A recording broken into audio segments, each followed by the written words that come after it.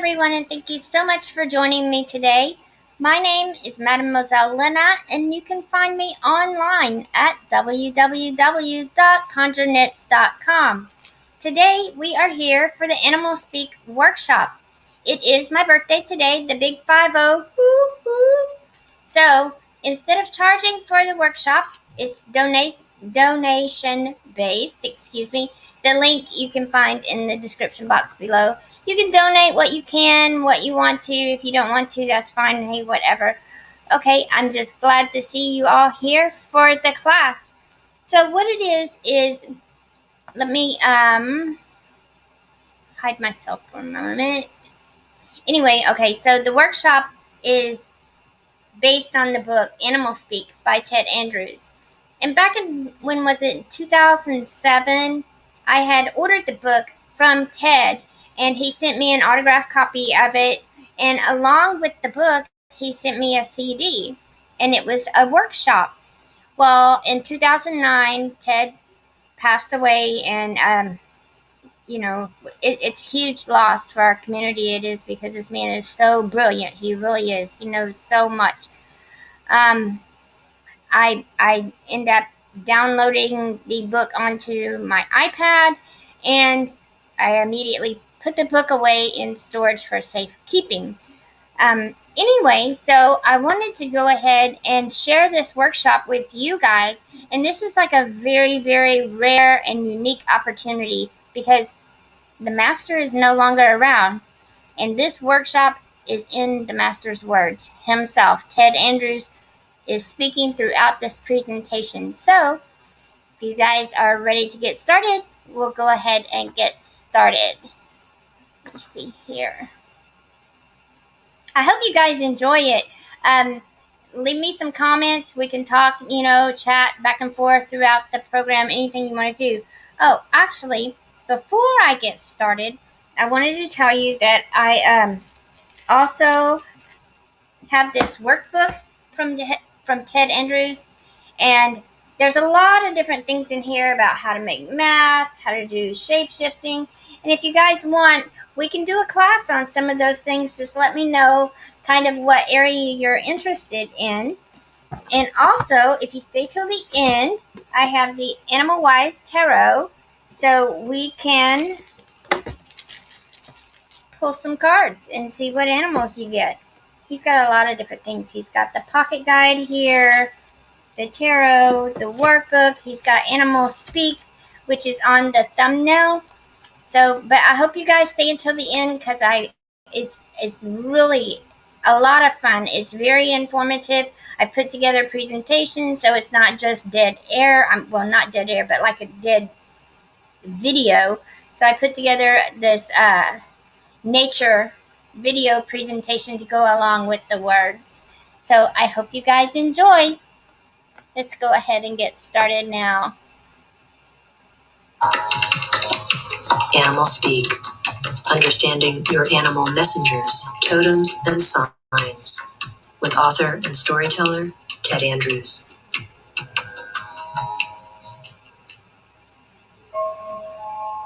Long before there was a long ago, there was a small village at the edge of a very great woods. And in this village, a young girl was born completely mute. She could not speak a word, she could not make a sound. And because of this, she was the subject of a great deal of teasing and ridicule by the other people in the village. And so she did the only thing that she knew to make herself feel better. She went to the woods. The woods was the one place where she could always go, that she could feel safe, where she didn't have to worry about the teasing and the taunting of the villagers. Now, about the same time this young girl was born in the village, a young boy was born also, and he could speak and shout and make all kinds of noise. But he did have something different about him. He was a little bit out of rhythm with life. He was clumsy, and he was always tripping over his feet and bumping into people, and anything he touched seemed to break on its own. And he was always being teased, just like the girl was, even by his own family. And so he did what the young girl did. He went to the woods. And because they shared the woods in common, they grew to become very close friends. And one day they were out and exploring the woods, and they had learned more about the woods than anyone in their village had ever learned. And they hear a rustling in the bushes to their left. And they walk over and they move the bushes back. And there laying on the ground was a young eagle that someone had shot. And they both stood there unsure what to do because neither one had ever seen an eagle up close before. But the boy, being rather impulsive, immediately gets an idea. We can save it. It can live with us. It can be our new best friend. And the girl gave him a look like, that's probably not a good idea. And she motioned to the sky as if to say, maybe there's a mother and father eagle nearby that'll come and take care of it. Boy ignored her.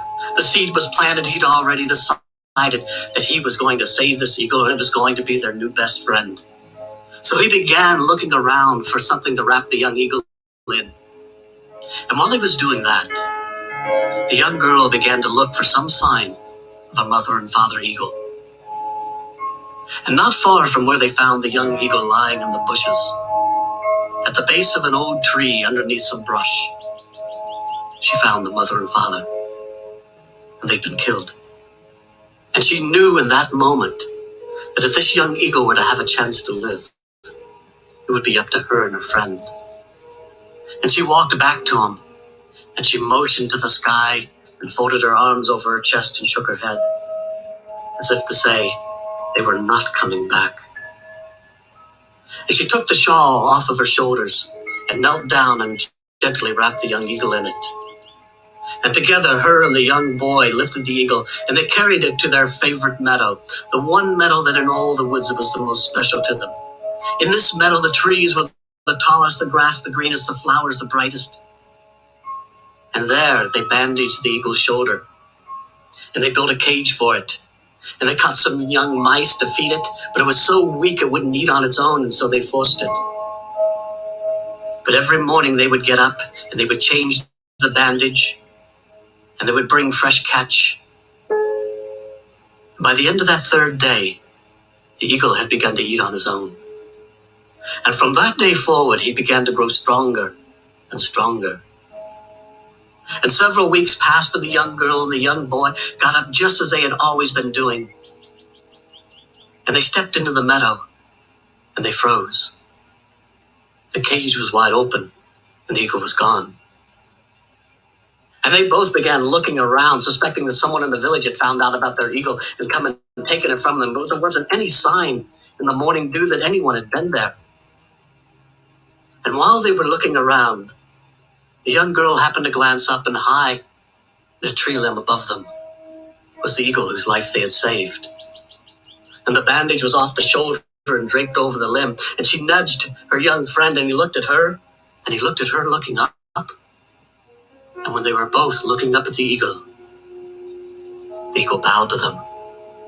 And their eyes grew wide because they didn't know much about eagles, but they didn't think eagles bowed to people, much less kids. But then it became stranger still. For the eagle looked down at them, and he spoke. And he said, I want to thank you, my young friends, for having saved my life. But now it is time for me to go. And the young girl shook her head. She said, no, no.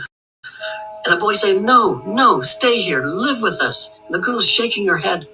And the eagle said, no, I'm sorry. It's time for me to go. It's time for me to return to the land of the eagles. And their faces grew sad. And the eagle looked at them and said, please, do not be sad. You have done a wonderful thing here. And it is time for me to return to my land. And the boy gets an idea. And he looks up, and he says, take us with you. We're small. We don't eat much. And the eagle shook his head, said, no, I'm sorry. This is a very long journey.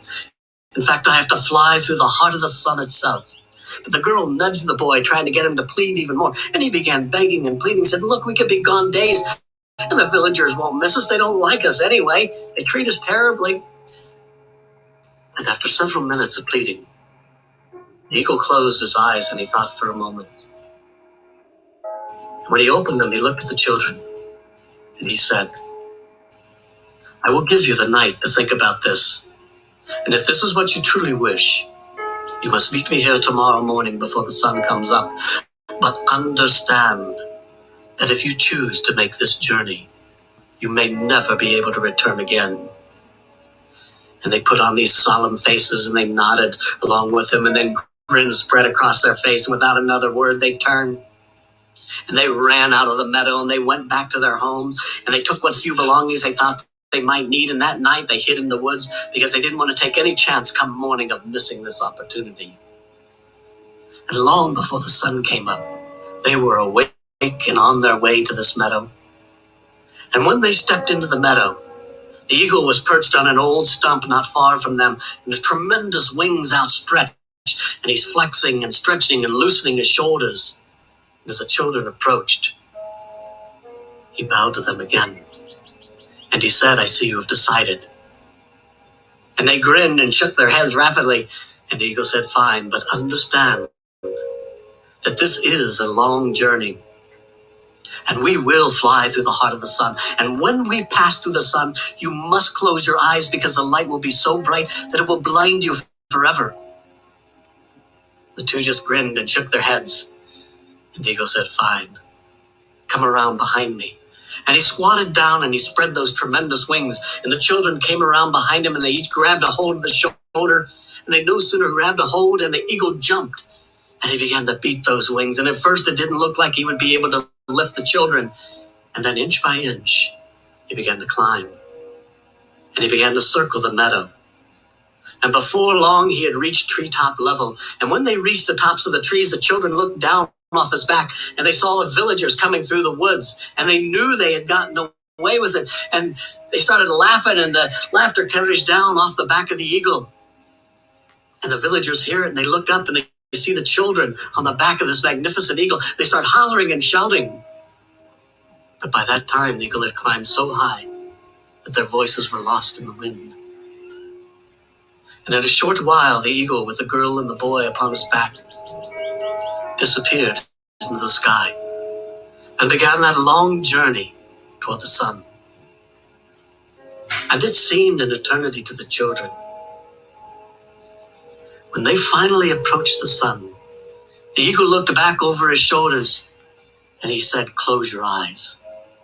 And they closed their eyes, and the eagle passed right through the heart of the sun. And when he came out the other side and the children opened their eyes, there was a magnificent golden sky around them. And they looked down and they saw this rich green earth. And there were thousands of eagles, all soaring and circling and screeching. And the one whose life they had saved began to circle down. And he landed softly in the grass, and the children slid off his back. And they watched as these thousands of eagles all circled down, landing and forming a great circle around the children. And then together, they bowed to the children. Now the one whose life they had saved stepped forward, and he took his wing, and he brushed it in under his beak, and he pushed it back. It was nothing more than an eagle's head mask. And he shrugged his shoulders, and a suit of feathers dropped to the ground, and they saw this wasn't an eagle at all. This was a spirit person. And then all the other eagles did the same thing. They brushed back their eagle's head mask. They shrugged off their suit of feathers. And the girl and the boy realized this was not the land of the eagles. This was the land of the spirits.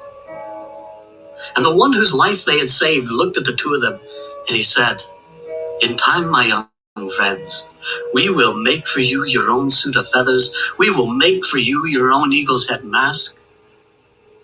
And we will teach you how to fly." And the next year and a day was the happiest that the children had ever spent.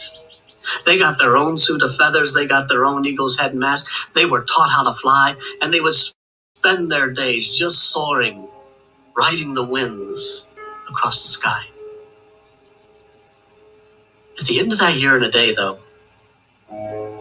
the boy gets another idea. Wouldn't it be great to go back to the village now? We're eagle people. We can fly. The little girl shook her head, didn't want to have anything to do with it. But the seed was planted, and the boy began talking about it more and more. It'll be different now. We're the eagle people. We can fly. It's still our family. and he convinced the young girl to go along with it. And so the next morning before the sun came up, they put on their suit of feathers and their eagle's head mask, and they took to the sky. And before long, they disappeared in the sky, and they passed back through the heart of the sun, and when they came out the other side, they were circling their village. And the people were just waking up and lighting their morning fires, and they see the shadows of two great birds on the ground, and they look up and they see two beautiful eagles overhead, and they know that this is a sign. This is something wonderful, and they start waking up everyone in the village, and before long, the entire village is out, watching them. And the two slowly circled down and landed in their midst, and all the villagers just stepped back. And the girl and the boy stood there for a moment, enjoying it. And then together, they brushed back their eagle's head mask. The people were astounded, and they shrugged their suit of feathers off the ground. This is the children! But they'd no sooner taken it all off, and it turned to dust at their feet. But the villagers were amazed. You flew, you were eagles. Show us how you did this wonderful thing. And they looked at each other, and they looked at what was now nothing more than dust at their feet. And they didn't know what to do. And because they didn't know what to do, they did nothing. And when they did nothing, the mood of the people changed. And the people began to grumble. And then finally someone in the back said, "This is evil. This is bad magic." And someone else picked up a stick and threw it at the children. And they turned and they ran to the woods. The villagers gave chase, hollering, shouting. And the only thing to save the children was that they knew the woods better than the villagers. But for several days, the superstitious people chased them, the children running and hiding and running and hiding. And when they gave up their search, the girl and the boy knew they could never go back. And they decided to make one last visit to their meadow. And when they stepped into the meadow, what still remained of the cage they had built for the one whose life they had saved was still there. And their eyes went up to that tree limb, and there were still a few threads of old bandage snagged on it. And their hearts in their throat, they lifted their eyes to the sky. But it was empty. And their hearts fell. And they plopped down into the grass, and the tears began to run down their face. And they sat there crying, neither saying a word for the longest time. After a bit, the girl's heart jumped. She wiped the tears from her eyes, looked at the boy still sobbing next to her, and happened to glance up. And high above them was a tiny speck circling in the sky. And her heart jumped again. And this time the boy felt her heart jump, and he looked at her, and he looked at her looking up, and they watched as this speck began to circle down, and they saw it was the eagle whose life they had saved. And as he lands on that tree limb above them, they're jumping up and down, and the boy said, "Yes, we can go back, we can go back." And the eagle shook his head and said, "No. I'm sorry, my young friends, but you can never return. But you did save my life. And because you saved my life, there is still yet something that I can give you." And with his beak, he reached in under his wing and dropped out from under it into the hands of the girl a flute. And he looked at her and he said, "With this flute, you will learn to speak. And with the sound that you make from it, it will call the wind. And on the wind that you call, I will be able to fly from the other side of the sun.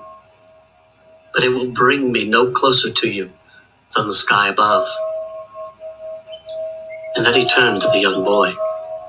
And with his beak, he reached in under his other wing and dropped out into his hands a rattle.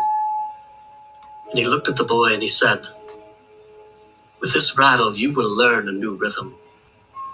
And I will come to you in your dreams at night, and I will sing to you a song, so that when your friend is able to call me upon her flute to the sky above, it will be that rhythm and that song that will call me from the sky above to where I now stand, and only Only when the two of you can do this together will I give you the last gift I have for you. I will teach you the language of animals." And before they could respond, the eagle took to the sky and soon disappeared. The girl looked at the flute. No idea how to make it sound. The boy frowned at the rattle, thinking, "This is a baby's toy. What am I going to do with this?" But then that night when they went to sleep, the girl's dreams were filled with the song of the flute. And the boy heard the rhythm of the rattle. And the eagle came to him in his dreams and sang to him a song. And even though that next morning they couldn't bring those songs out of the sleep and into the waking, they knew that what the eagle had told them was true. And so they began to work harder, trying to bring those songs into the waking time. A week had passed, and the young girl happened to awaken before the young boy. She could still hear the faint song of the flute from her own dreams. She could hear the boy lying next to her, the rattle moving in his hands as he slept, mumbling a song that she knew was being sung to him. And trying to hold that place between waking and sleeping, she sat up and brought the flute to her mouth.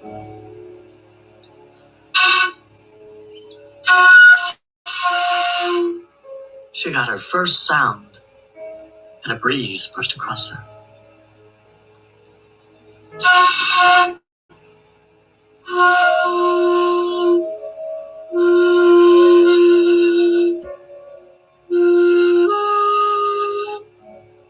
And as the sound began to smooth out, the breeze grew steady, and the boy began to stir.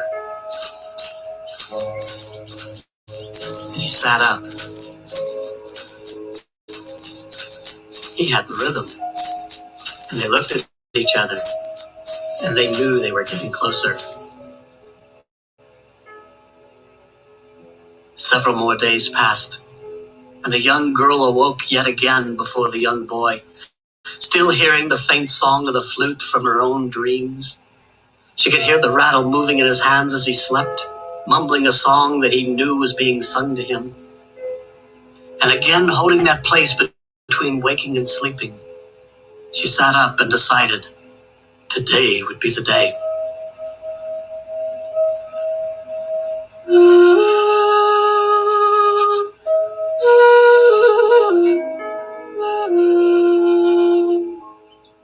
And a breeze brushed across them.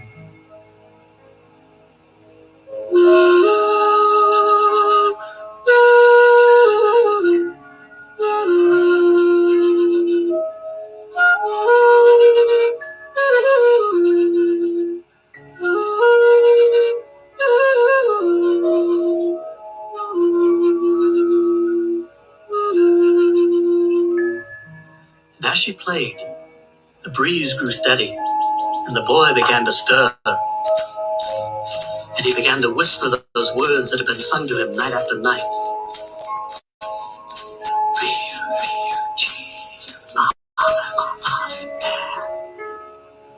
And his eyes popped open. He knew the words, and he looked at her, and she looked at him, and together they looked up, and high above them, the eagle was soaring in the sky. And as the girl continued to play, the boy stood, and he sang to the eagle the song that had been sung to him night after night.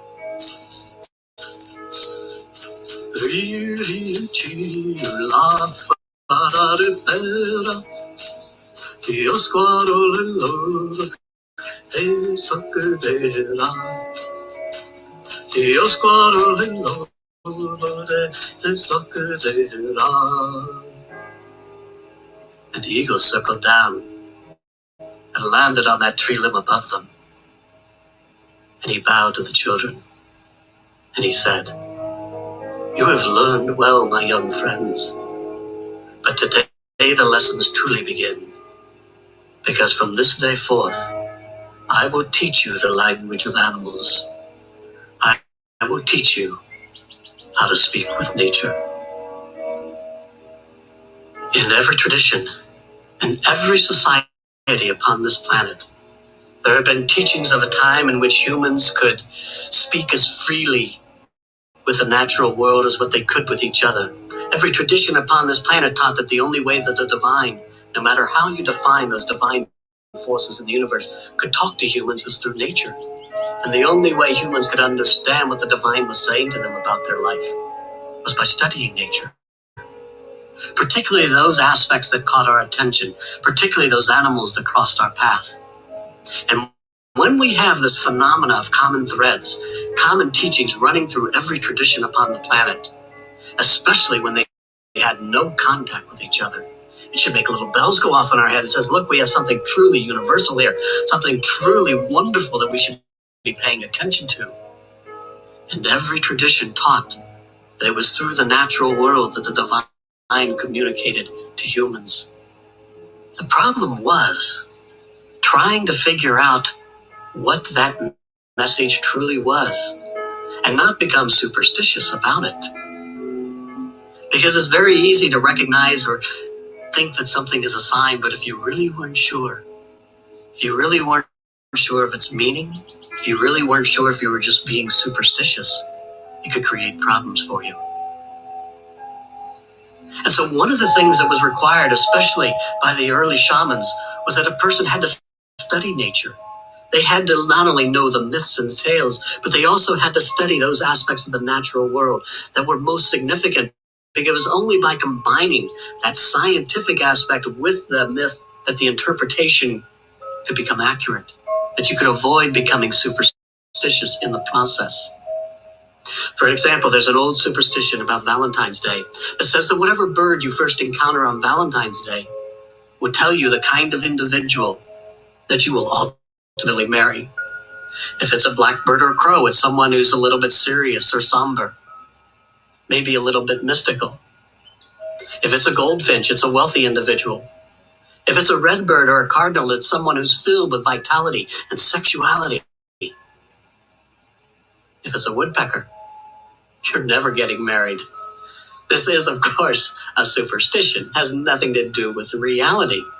But the ancient shamans knew that if you really wanted to avoid becoming superstitious, you had to study those aspects of the natural world that caught your attention. And so in this program, we're going to try and teach you how to recognize those signs, how to work with them. We're going to take a look at those common threads that ran through all traditions, so that when you have those animal encounters, whether in waking life or in dream time, you'll be able to understand them a little bit more fully. And where we want to begin is by taking a look at those common threads that ran through all traditions.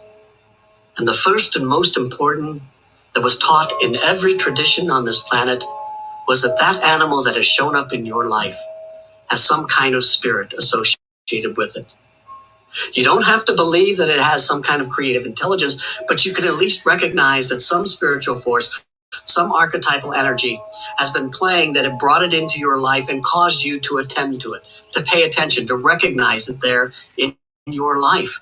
It caught your attention for a reason. Every tradition also taught that no animal was any better or any worse than any other animal that showed up in your life. They were all just as spiritual, just as powerful as any other. They just had their own unique qualities, their own unique characteristics, what is sometimes called in the Native American tradition their own medicine. They each had their own unique medicine, but one was neither more spiritual nor more powerful than any other. Unfortunately, in our modern world, especially in the last decade, even with the rise and the resurgence in the studies of modern shamanism, there's a tendency to become superstitious about some of the animals that we encounter, but there's also a tendency to glamorize some. We like to think that some are more powerful, some are more spiritual. And one of the things I often ask people, and it always amazes me, is how many people would like to have a vulture as your totem? And of course, rarely in any seminar or workshop do I see any other than one or two people raise their hands in regards to this. But if you ask the group, how many of you would like to have a black panther as a totem? You get a whole different response. But we have a tendency in the Western world especially to glamorize certain animals, to think that some are more powerful, some are more spiritual than others. Yes, the vulture is the garbage man of the environment. This is the animal that cleans up all the dead carcasses. This is an animal that actually has 40,000 times more resistance to botulism than the human body, which is real good considering what it eats.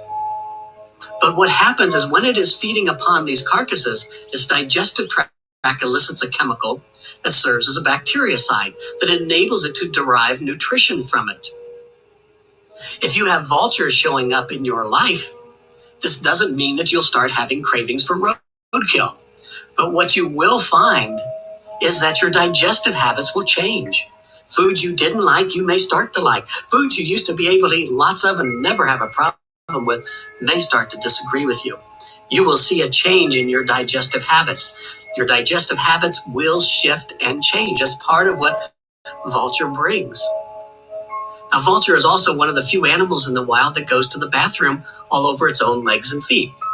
Now, this doesn't mean you'll have a problem with incontinence either. One of the things we have to understand is that in the eliminative process associated with the vulture, it eliminates some of that same chemical from the digestive tract. And because they've been walking around on the carcasses, that elimination helps to cleanse the legs and feet of bacteria that would be accumulating. If you have vultures showing up in your life and you find yourself coming down with a cold or flu, do something to stimulate the eliminative system and you can head it off. That's part of vulture medicine. That's part of what it teaches us when it shows up within our life. On the other hand, we can take a look at something like the black panther.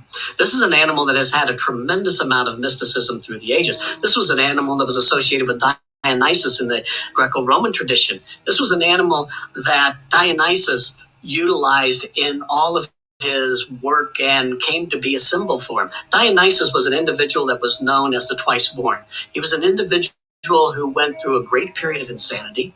He went through a great period of anger and violence before he became a healing figure in that tradition. And it's not unusual to find that those that have the panther as a totem going through their own little insanities, going through their own traumas before the healing actually takes place. Both animals are associated with healing, one very gentle, one very traumatic. The panther, in addition, was an animal that came to be associated with Jesus, a biblical tradition. One of the old Jewish commentaries on the scriptures, what was called the Avodah Zarah, refers to a man who was healed in the name of Jesus ben Panther. Panther was an animal that was associated with the line of Joseph. It was an animal that had to do with healing, traumatic and in dramatic ways. The vulture just heals a little more gently. Among the Pueblo people, the vulture is still highly revered and utilized in many of their healing ceremonies. In the Egyptian tradition, in the Book of the Dead and in other lore, they describe a process that the soul goes through at this change that we call death. And they talk particularly about one of the goddesses, one known as Ma'at. And Ma'at was always depicted either wearing a vulture headdress or holding a single vulture feather. And in these writings and teachings, they talk about how after this change called death, the soul goes into this great chamber. And all the gods and goddesses have gathered around. And there's a huge scale. And the gods and goddesses are going to evaluate the life that you just left to determine what happens to your soul at this particular point. And they're all holding these large stones. And they're each going to ask you a question. And depending upon how you answer that question, that stone is dropped into one side of the scale or the other. And they would ask you questions such as, did you lie? Did you steal? Did you cheat? But usually by the time you got to the end of the line, the scales were weighed against you. The last one in the line was the goddess Ma'at. And she didn't have a stone. All she had was that single vulture feather. But her question was the most important. Because no matter how many stones were weighed against you, if you could answer her question correctly, that single feather would balance the scales and the soul would move on. And her question was very simply, is there one who is glad that you lived? And if you could say yes, the scales would be balanced and the soul would move on. We have to be very, very careful about glamorizing certain animals. No animal is any more spiritual, any more powerful than any other animal. They each just have their own unique qualities, their own unique characteristics. Every tradition also taught that animal that shows up in your life, whether it shows up as a messenger, whether it shows up as one of your lifetime totems, that this animal needs to be studied. It needs to be honored. And we honor that animal first and foremost by studying it. Because the more we know about that animal, its qualities, its characteristics, its behavior, we can figure out more easily how it applies to our own life circumstances. And we can learn to incorporate its qualities and characteristics more effectively within our own individual life situations. Most people know that I work with birds of prey. I've been working with birds of prey for over 2 decades. I have done rehab. I also have my own hawks and owls that I use in educational programs throughout the year in schools, teaching them and helping to educate them in regards to these beautiful wildlife. I've been working with hawks spiritually as well as hands-on for many, many years. I know hawks. I do a tremendous amount of traveling in the course of the year in my car, as well as by airplane. And I probably travel close to 50,000 miles a year teaching in my car. And when I am on the road, if I don't see a hawk in that first half hour to 45 minutes I'm on the road, I get a little bit paranoid. Because I know, by what I know about the hawk and how I've worked with over here, that whether it's right, left, up, down, below, whatever behavior is displaying, I know where the police are and whether or not they're running radar. Not that I would ever speed, because that would be illegal. But hawks and falcons have a behavior that is known as kiting. And kiting is where they fly into the wind and they flutter their wings very rapidly as a way of holding their position. Now, in immature members, this is a way of developing muscle control, strength, things along this line. In adult members, it's usually because they've spotted a prey and they're setting up to make the strike.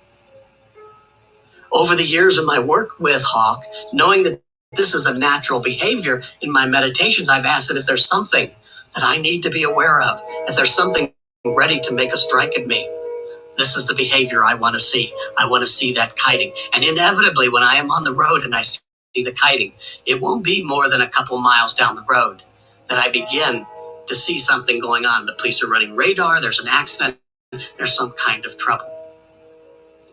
The more you know about the animal, the more you honor it, and the more you can incorporate its qualities into our own unique life circumstances. Every tradition also taught that you will always have more than one animal guide, one animal totem. And I think what we need to explore here is that a totem technically is anything of the natural world that has significance for us. It can be a stone, a tree, a flower. We're focusing on animals today, but it can be anything of the natural world that has significance. But we will need to understand that most traditions taught that animal that is with you off and on throughout your whole life, what is sometimes called a power animal or lifetime totem, is an animal that reflects a very dynamic aspect of your soul, of your spirit. And we can have any number of these that are lifetime totems. Depending on the tradition, there may be as many as 9 that are with you off and on throughout your entire life. But we will have others that show up just for brief periods in our life to show us how best to accomplish a task, how to resolve an issue. And every tradition upon this planet taught that you will always have more than one animal serving as a guide or a totem for you in your life at any one time. And this is easy to understand if you recognize that there's a process in nature called trophism. And trophism is the interconnectedness of all things within the natural world. The grass absorbs the sunlight. Grasshopper feeds off the grass. Frog eats a grasshopper. Snake eats a frog. Hawk eats a snake. Everything is tied and connected to everything else. Nothing exists by itself. So you will always, at any time in your life, have more than one animal that will be serving as your guide or as your totem. So let's say, for example, you're having encounters with skunks. Not something I necessarily recommend on a person-to-person basis, but there's a lot of different ways in which we can have encounters. Maybe every night during a week, you drive home from work and you drive through clouds of skunk spray. You get home, you turn on the Discovery Channel on the TV, and there's a program on skunks. You flip the channel, there's Pepe Le Pew. You walk into a store, there's skunk Beanie Baby toys. You're having encounters with skunks. Multiple encounters, all within a relatively short time. And this is significant. It says, look, there's something here. Well, skunk is part of a group of mammals known as the mustelids, and this is the weasel family. This is ferrets and otters and badgers and wolverines and skunks, and they all give off a strong musk fragrance. Skunk just gives it off a little bit more intensely than others. And it's interesting because skunks are a unique animal in that other predators that encounter them usually only have one encounter with them. Rarely is it deadly, but it is most memorable. Skunks are actually fairly polite creatures, and if they are threatened, if they are startled, the first thing that they will do is they will give you a warning. And what they do is they raise their tail and they pound their front feet on the ground. This is a warning. It means, go away. If that is not heeded, the skunk, being the polite creature that it is, will give you a second warning. It turns its back to you. Now this means, really, I'm not kidding, go away. And if that is not heeded, the third thing a skunk will do is he looks over his shoulder. And when he looks over his shoulder, he looks for the face. And all he needs is a single glance of the face, and he can spray anywhere from 10 to 12 feet, 5 to 6 times, very accurately, before he has to kind of go off and reload. If you have skunks showing up in your life, maybe you need to get more clear in the boundaries that you are setting or not setting. Give a warning. Give it a second time, and then let them have it. And like animals that have had this encounter once, the next time they come across the skunk, they make a nice wide perimeter around him. They show the respect that is due it. On the other hand, if you have skunks showing up in your life, you also need to be studying another animal. You need to be studying the great horned owl. And this is because the skunk is its favorite food. And this is primarily because great horned owls have no sense of smell, which is real important if you're going to be eating skunk. They are an animal, though, that is one of the most aggressive, one of the most powerful birds of prey. They very easily snap the neck of a woodchuck. Very aggressive, very powerful, very easily. Not the only other bird of prey that can hold its own against a great horned owl is a golden eagle, and it's a toss of the coin who's going to come out on top. If you have skunks showing up in your life, take a look at the people around you. Who's got the owl characteristics? Because you're going to want to be real clear about boundaries that you set with them. On the other hand, it might also say you need to get more aggressive in setting your boundaries. But we will always have more than one animal operating in our life at any one time. And when those animals show up, we need to pay attention to them. Yet another thread that ran through every tradition was the idea that the animal chooses you. You don't choose your totems. There's an old occult axiom that says like attracts like, and that animal that is most important or most reflective of something that needs to be taken care of in your own unique life circumstances is the one that will be drawn to you. So if you've got mice showing up in your life and you're trying to connect with eagles, you're going to find yourself very, very frustrated. You need to recognize that that animal that is showing up in your life is the one that's got the message for you in regards to a situation. And then recognize that it will always be more than one at the same time. The other thing that people recognized in all traditions was that we can share totems. That yes, I may be working with hawks, other people may be working with hawks, but even though we may share or have a similar totem or animal, we still have to develop our own unique relationship. There are lots of people out there that are working with hawk and hawk medicine. There's not a lot of people necessarily using them for radar detectors like I often do when I'm traveling, but you still have to develop your own unique relationship with it. do need to study the animal. You need to find ways of incorporating its qualities, its medicine into your own unique life circumstances. And when you are able to do that, that is when that animal becomes a true power for you. That's when it really begins to affect your life in a most positive way. And the truth is, everyone in the United States shares the same totem. Totem for the United States is the bald eagle, which I find very, very interesting. It takes a bald eagle about 4.5 to 5 years to actually reach maturity, where it gets a complete set of white head feathers, a complete set of white tail feathers. Immature bald eagles are very obnoxious, very opportunistic, very aggravating to adult members. If we look at this in relationship to the United States, which is a very young, immature country, we've only been around a few hundred years, where most countries in this world have been around hundreds and thousands of years. And what have we aligned ourselves with? Makes us wonder what would probably have happened if we'd gone with Ben Franklin's suggestion and chosen the turkey as our totem. Where would we be today? Every tradition recognized, though, that these are the things that you need to look at. One of the things, though, that there has been a lot of disagreement about is the idea as to whether domestic animals are truly totems.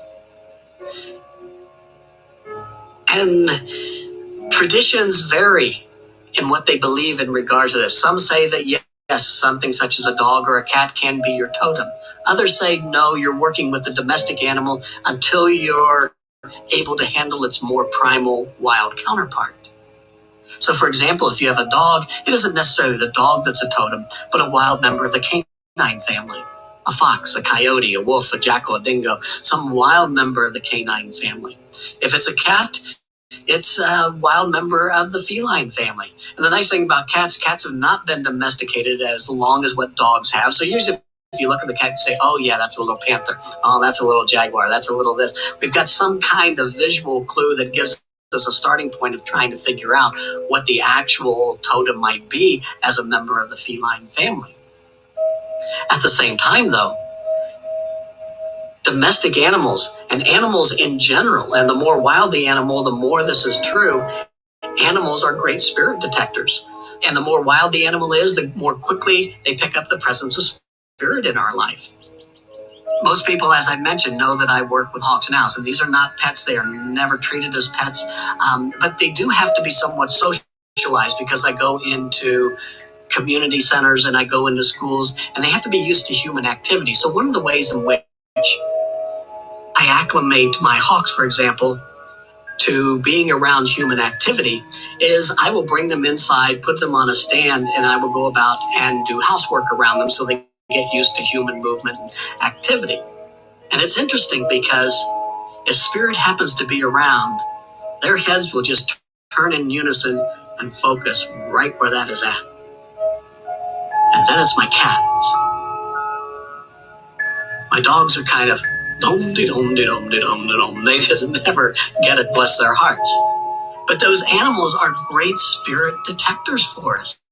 So that even if we can't figure out from our domestic animal what our real totem is, at least it serves a wonderful purpose in helping us recognize the presence of spirit in our life.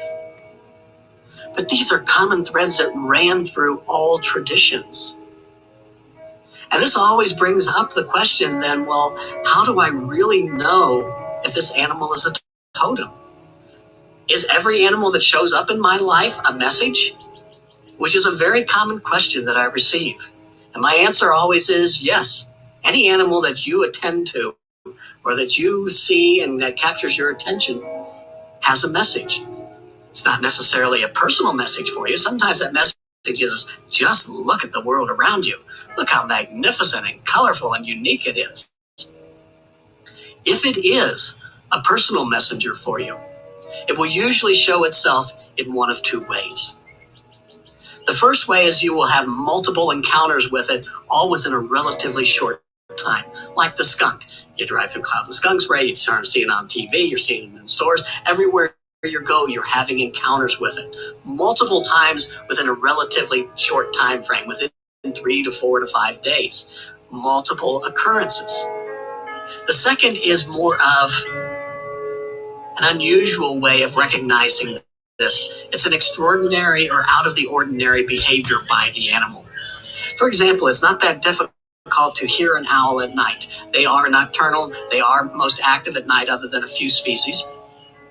And you will more likely hear them, but they are very well camouflaged, so you rarely see them at night. So to see an owl is a very rare occasion. It is something unique. It is something extraordinary. If you see an owl in the daytime, you're getting what I call a clue by four upside the head. It's saying, look, this is something very significant. This is out of the ordinary. Pay attention to it. So any out of the ordinary behavior by that animal is something that is very, very significant. And those are the two most common ways of recognizing if this animal is a personal message for you. How do we go about determining what our totems are, though, other than this? Well, a totem, technically, as I said, is anything of the natural world that has significance for us. Animal totems come in and serve a variety of purposes.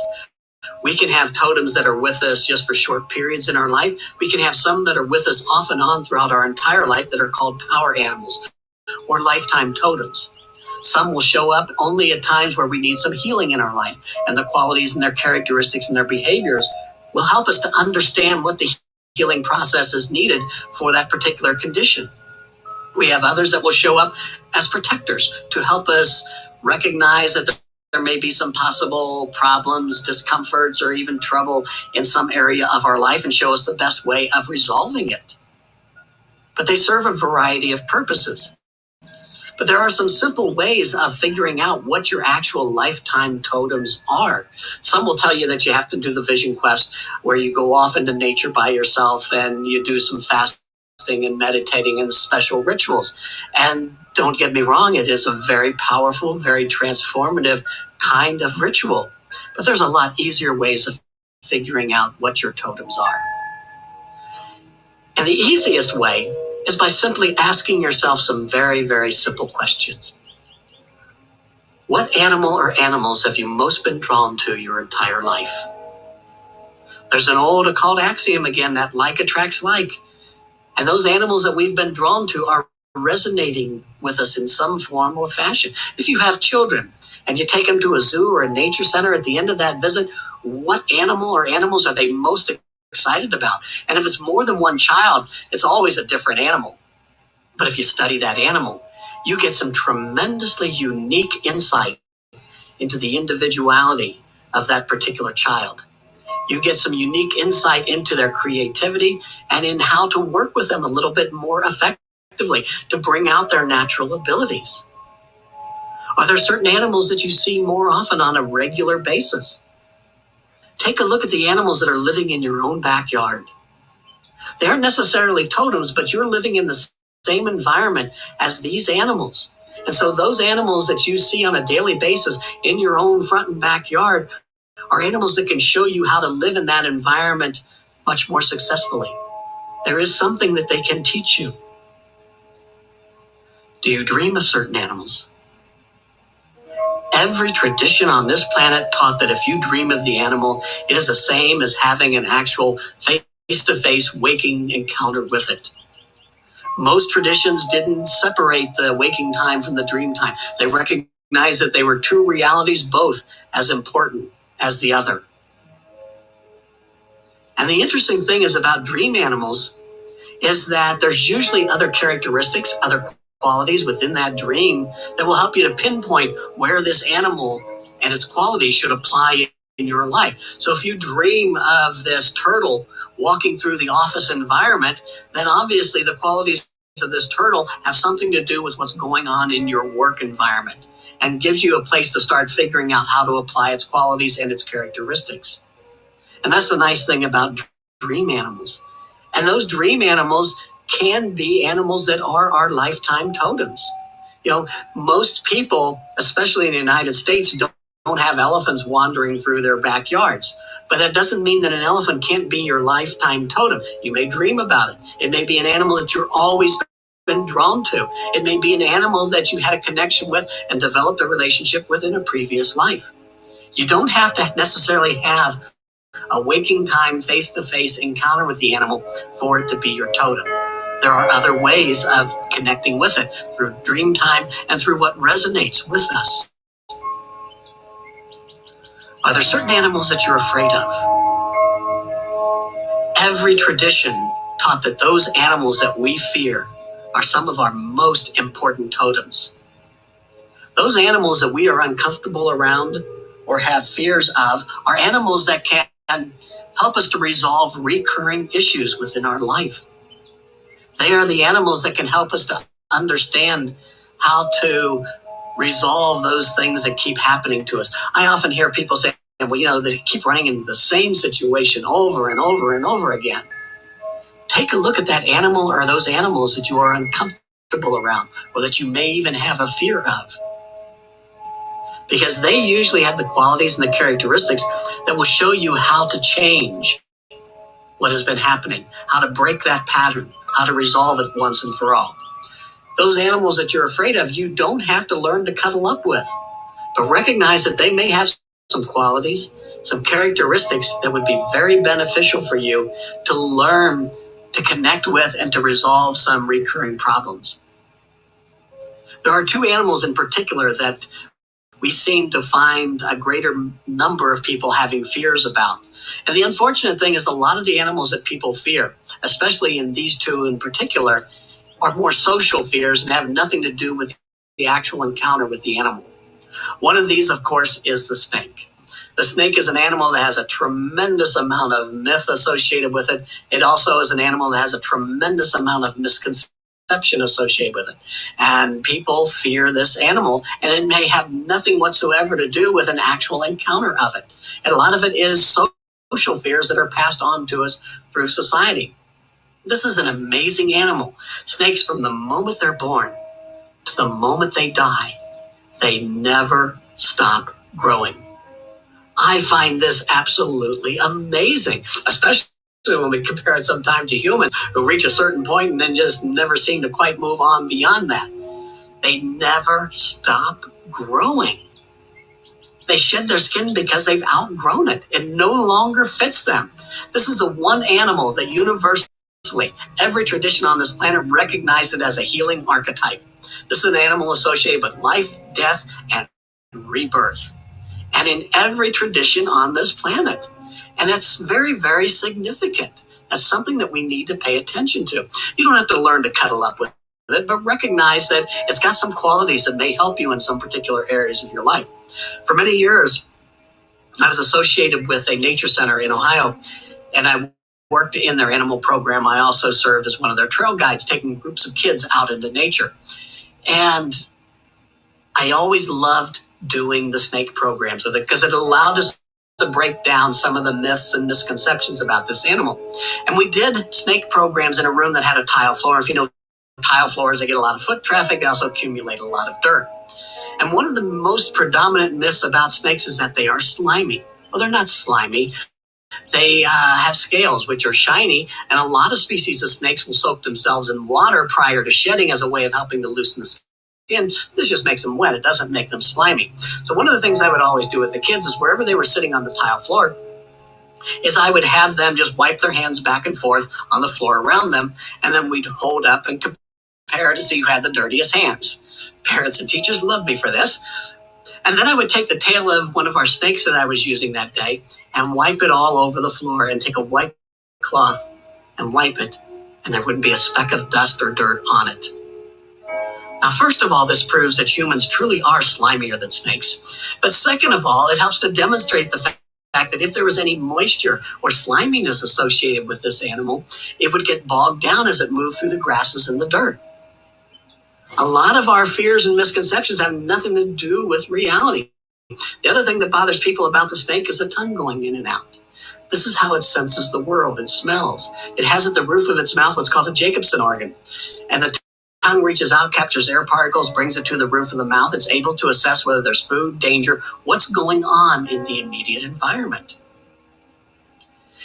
And people see this and they don't understand what's going on. Yes, snakes have two eyes. They don't see very well. They rely on this sense of smell.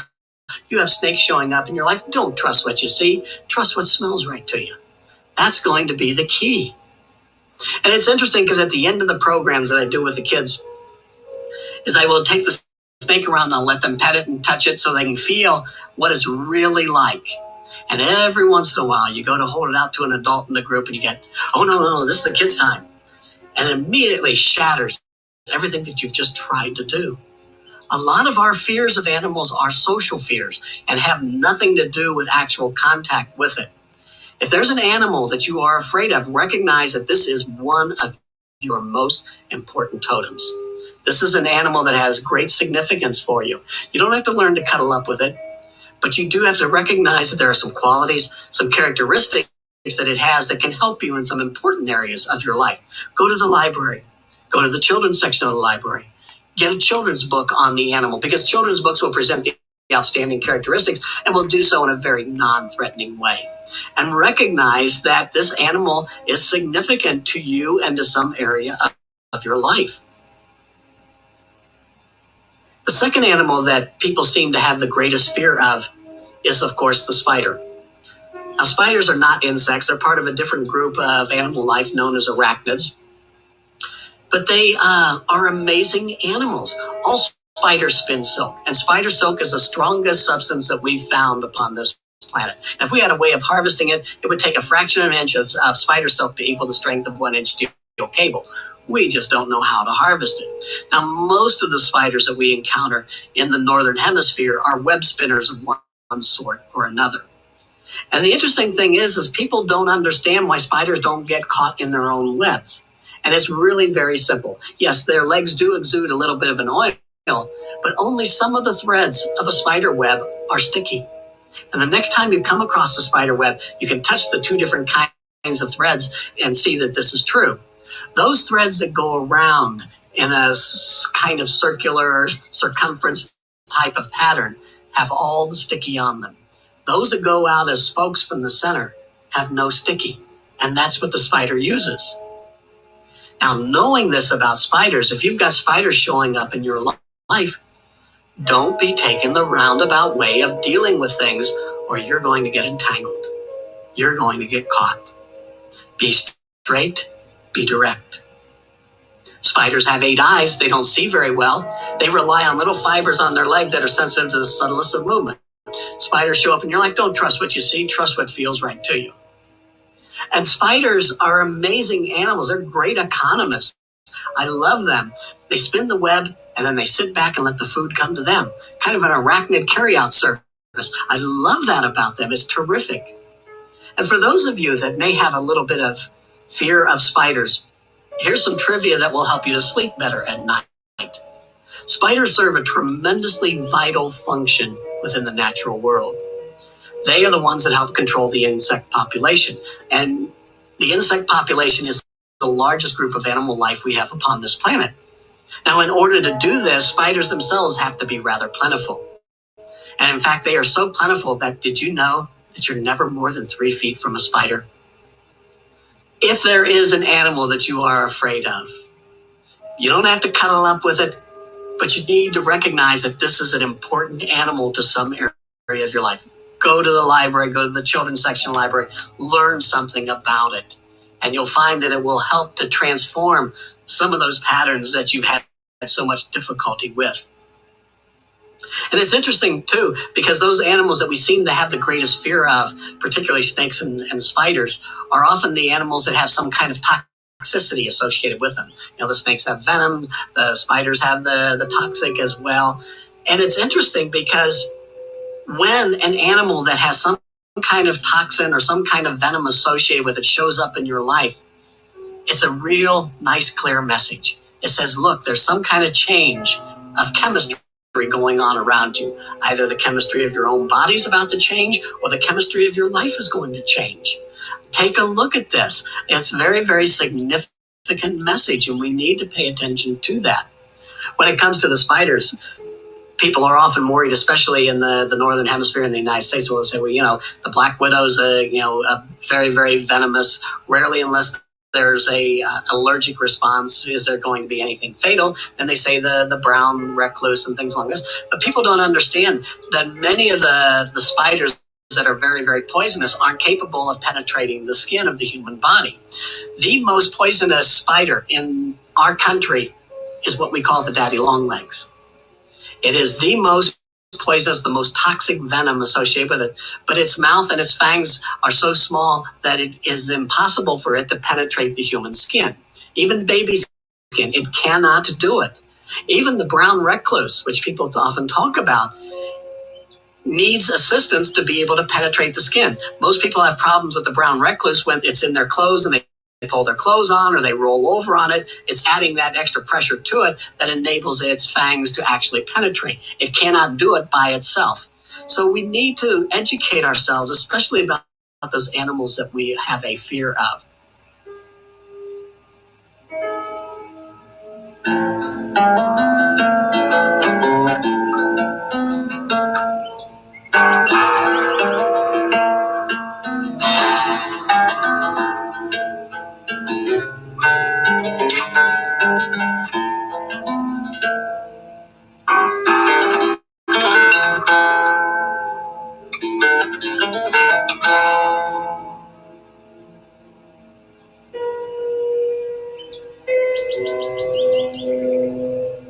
The other thing we need to keep in mind when we're trying to figure out what our totems are is take a look at those animals that every time we start something new that show up within our life.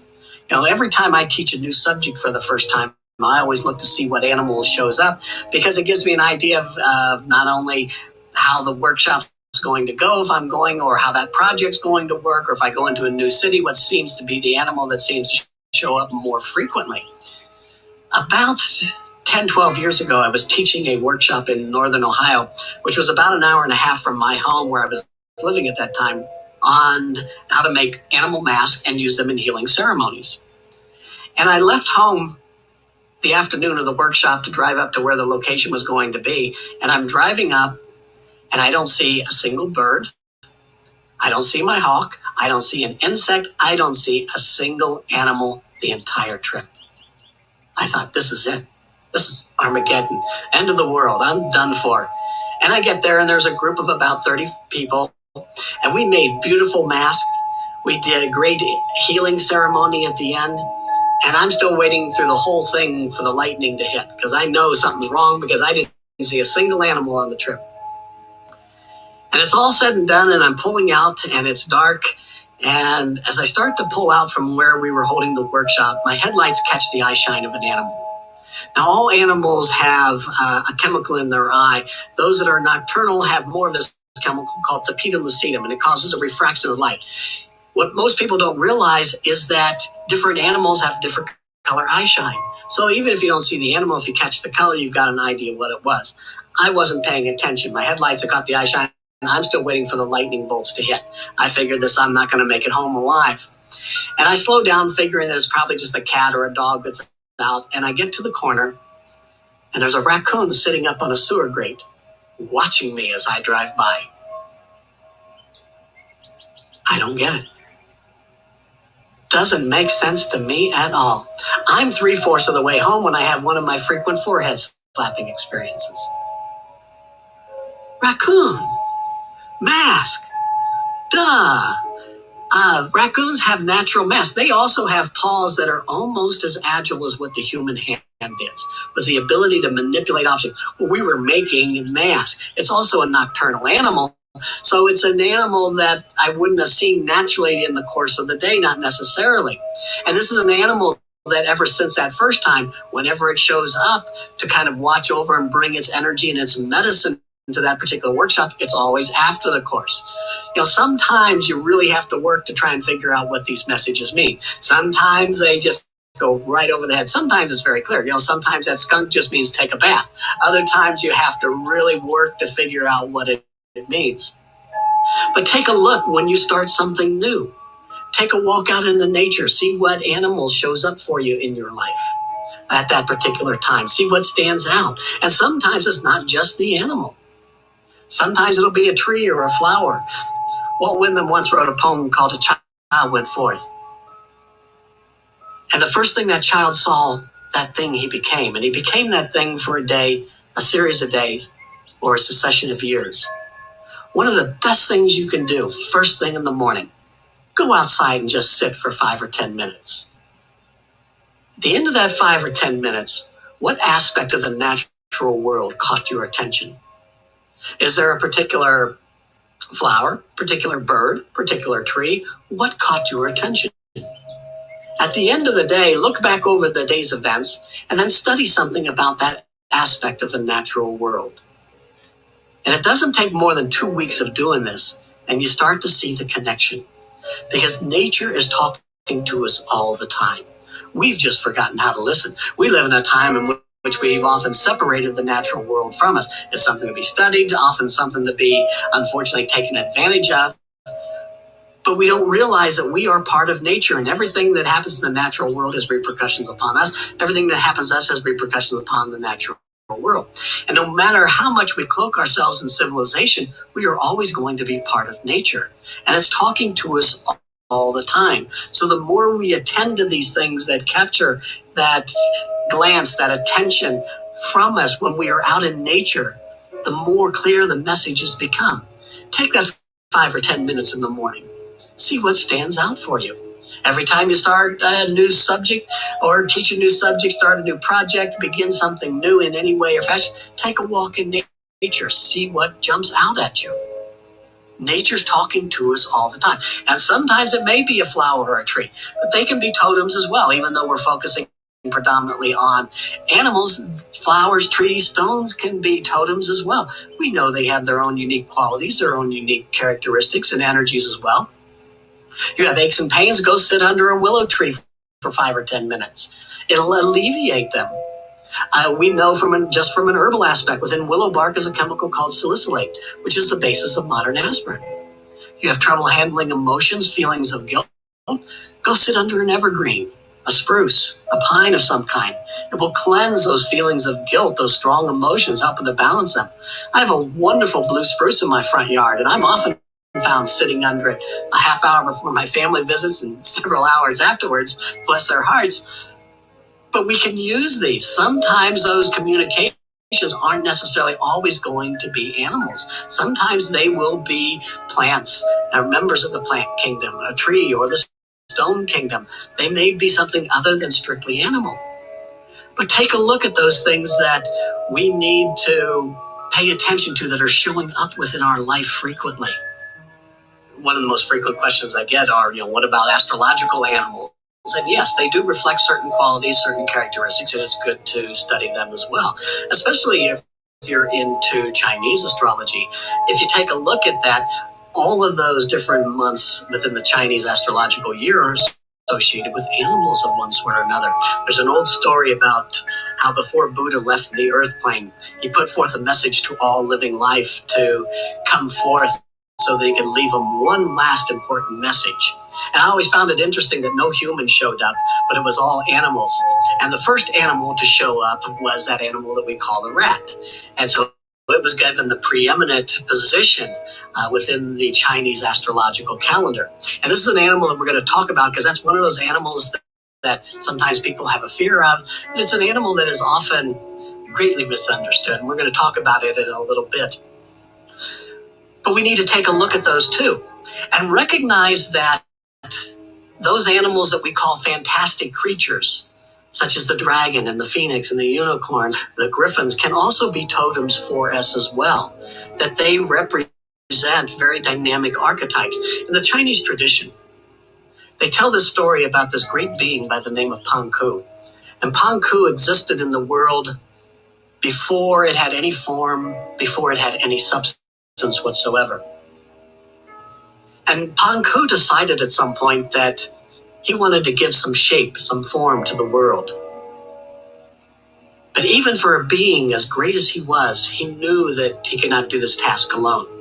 So the first thing he did was create 4 helpers, the 4 sacred beasts, the dragon, the unicorn, the phoenix, and the turtle. And these 4 sacred beasts helped him to shape the world as we know it today. And when it was all done, the dragon descended into the waters to serve as a guardian and a protector of the natural world. The unicorn went to the woods and the forest to serve as an archetype within the natural world. The phoenix to the sky, the turtle to the deserts and marshland, to serve as guardians and protectors. And those creatures that we often relegate to the realm of fiction have a very reflective nature of archetypal energies found within nature itself.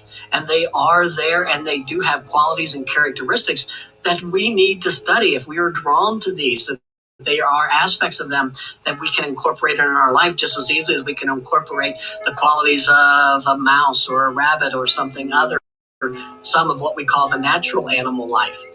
They too can also be totems. And because of that, we need to pay attention to them.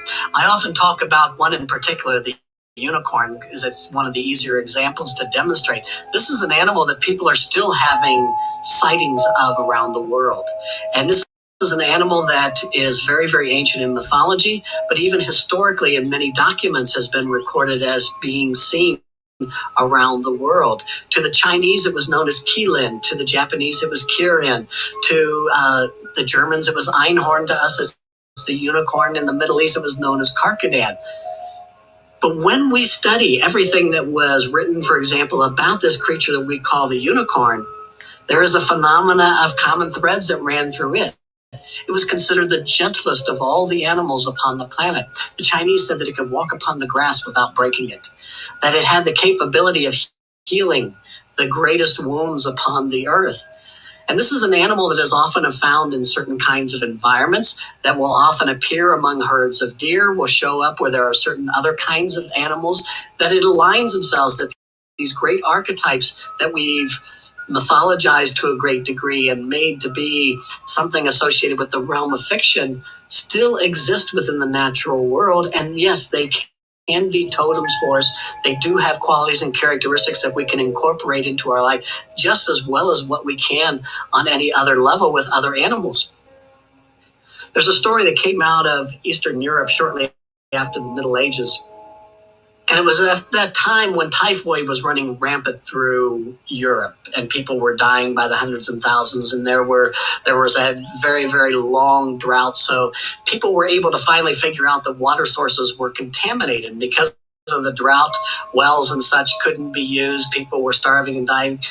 And in one little town, the people were on their last bit of hope. And they had gathered together trying to figure out what can we do, because there were very few healthy people left in this town. Those that hadn't died were very ill. And as often happens in times of great crises like this, people begin to look for unusual kind of remedies. And someone at this gathering suggested maybe what we need to do is find ourselves a unicorn.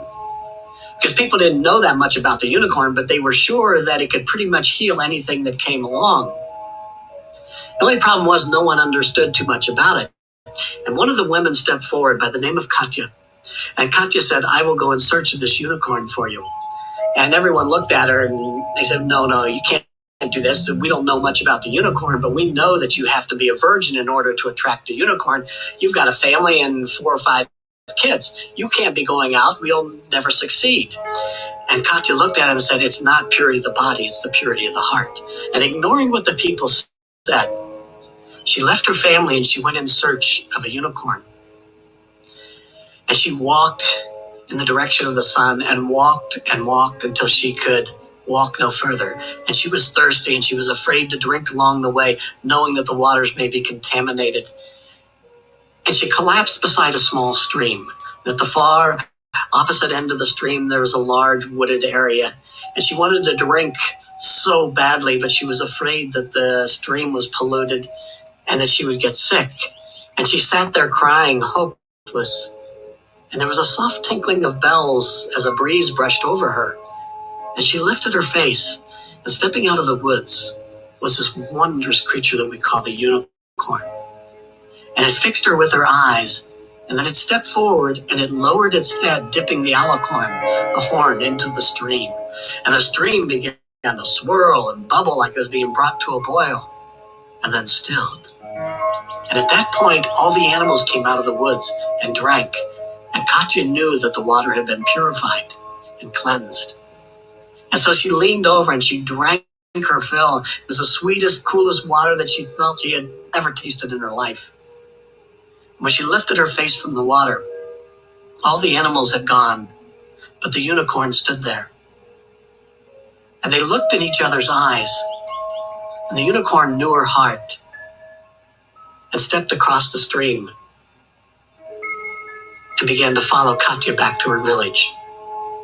And all along the journey back, they would stop at the homes of people that were sick, and the unicorn would come into the home and lower the head and the alicorn over the ill person, and the person would gently wake up, healed. They would dip the head into the wells, and the water would bubble and be stirred up and then still cleansed and purified. And when she finally made it back to her village, and they had cleansed all the water sources, and all the people had been healed, Katya was standing with her family in hand, the unicorn beside them, and all the people are gathered together. And then someone in the back whispers, "What if we get sick again?" And someone else answered, "Well, it's the horn that has the magic." And even though it was whispered, it roared like thunder in the ears of the unicorn, and before anyone could even blink, it had turned and disappeared down the road and into the woods. And tears ran down Katya's face, and she looked at the people, amazed that they could even think such a thing after the gift that they had been given. Without another word, she turned with her family in hand and left the village, never to return. And from that day forth, whenever problems, tragedy, illness struck this village, there was no one there ever to help again. The unicorn is one of those archetypes of the natural world, a common totem throughout Europe that is one of the greatest and gentlest of the healing archetypes found in the natural world. It will often make its presence known among herds of horses, deer standing out in the field if you look closely, and usually in environments that have cedar trees and apple trees. And it's interesting because we see remnants of this still today, because if you drive down a highway and stop at one of the gift shops, you'll find cedar boxes painted with the heads and faces and figures of unicorns. And the trouble is, most people don't understand why this is so. And it was always believed that the unicorn kept its greatest healing treasures in a cedar box underneath an apple tree. And so those environments that have apple trees and cedar trees and a good deal of wildlife like pheasant and deer are environments in which you're more likely to find and encounter some of these so-called fantastic creatures. But they can also be totems just as much and just as significant and just as important and empowering to our life as those animals that we consider more natural. And so we need to take a look at them as well too. There's always a tendency to think that these animals aren't real, it's just mythology, and anything associated with nature spirits of any kind are often considered, things that people roll their eyes at. And yet, the truth is, most kids are aware of these spirits that are out there in nature. Most kids are aware that their animals are communicating. And unfortunately, we get socialized out of that. Parents will say, "Oh, aren't they so imaginative? Isn't that so cute?" And it sends the message that what they're experiencing isn't real. As I had mentioned, for many years, I worked at a nature center in Ohio. And I love doing the trail guide, particularly with the preschoolers. Because, well, first of all, with preschoolers, you don't have to walk far. But second of all, you don't have to get real botanical. And the last summer that I was working there, I was taking a group of preschoolers out. And usually what I did with the preschoolers is I would take them along one particular trail at the nature center, and I would talk about the fairy lore, the spirit lore, some of the animal lore associated with the plants and the trees, and tell them stories along the way. And we're halfway through this little hike with these kids and their parents and their teacher, and this little boy steps up from the back and he puts his hands on his hips and he gives me a look and says, "Well, how do they get in and out of these trees and flowers and stuff then?"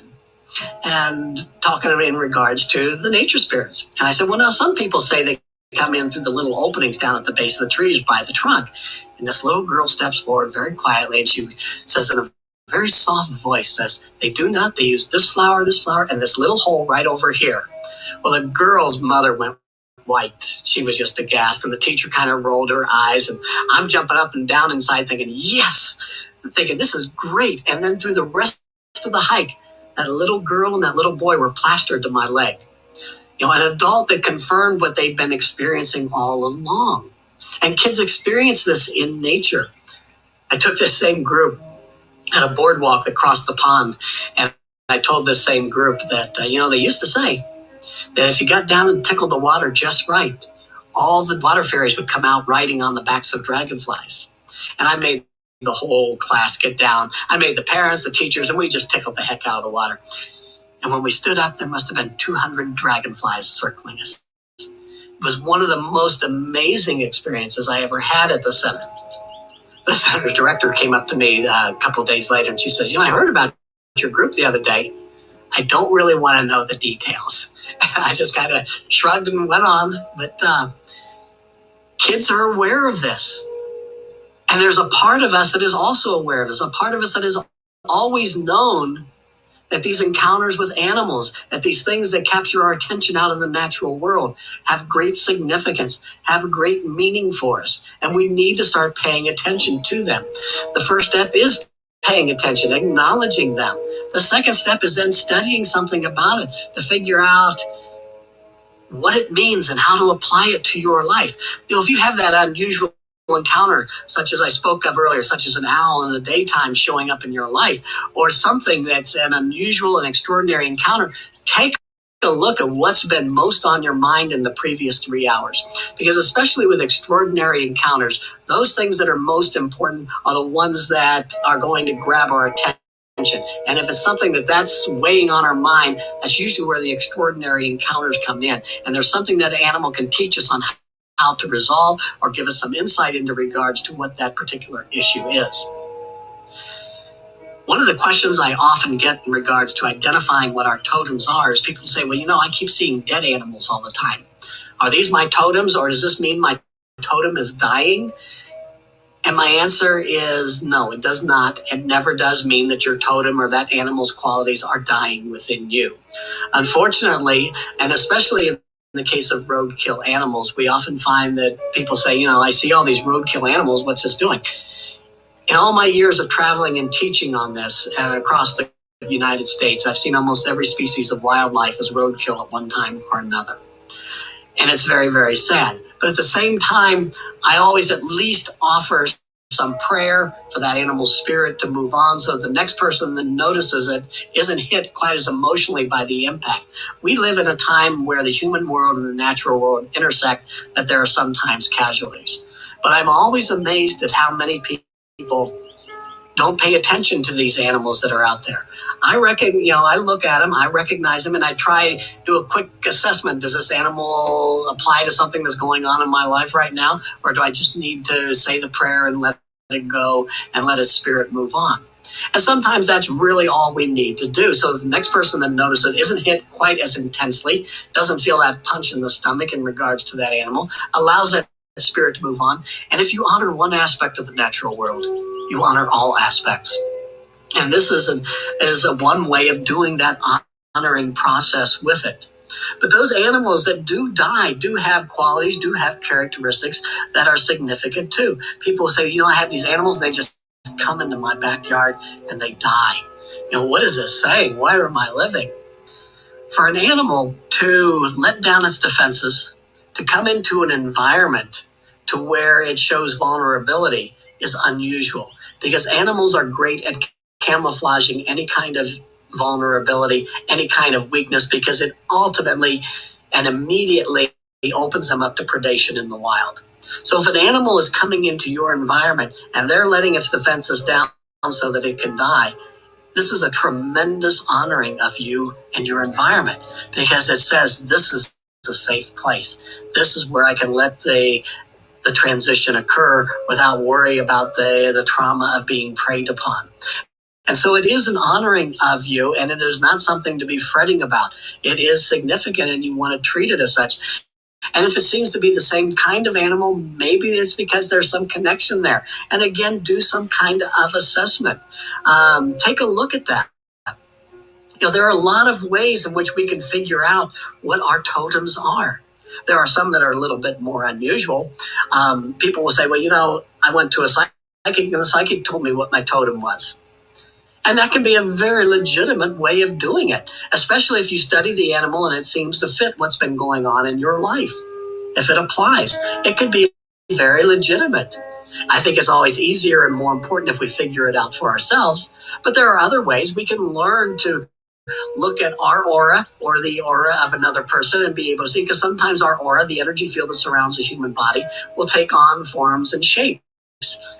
This is an amazing time to be living, because we're living in a time in which we're seeing a blending of science and mysticism in ways in which we have never seen before. And one of those ways is particularly in regards to the human body and the human energy system. Human body is an absolutely magnificent mechanism. We give off light, we give off sound, we give off electricity, we give off magnetics, we give off thermal energies. We are a walking, talking, breathing energy system, and we have this whole field of energy that surrounds us that is measurable. We have the technology today that is able to measure all these frequencies that the human body gives off. And this thing that we call the human aura was so often scoffed at by the scientific community.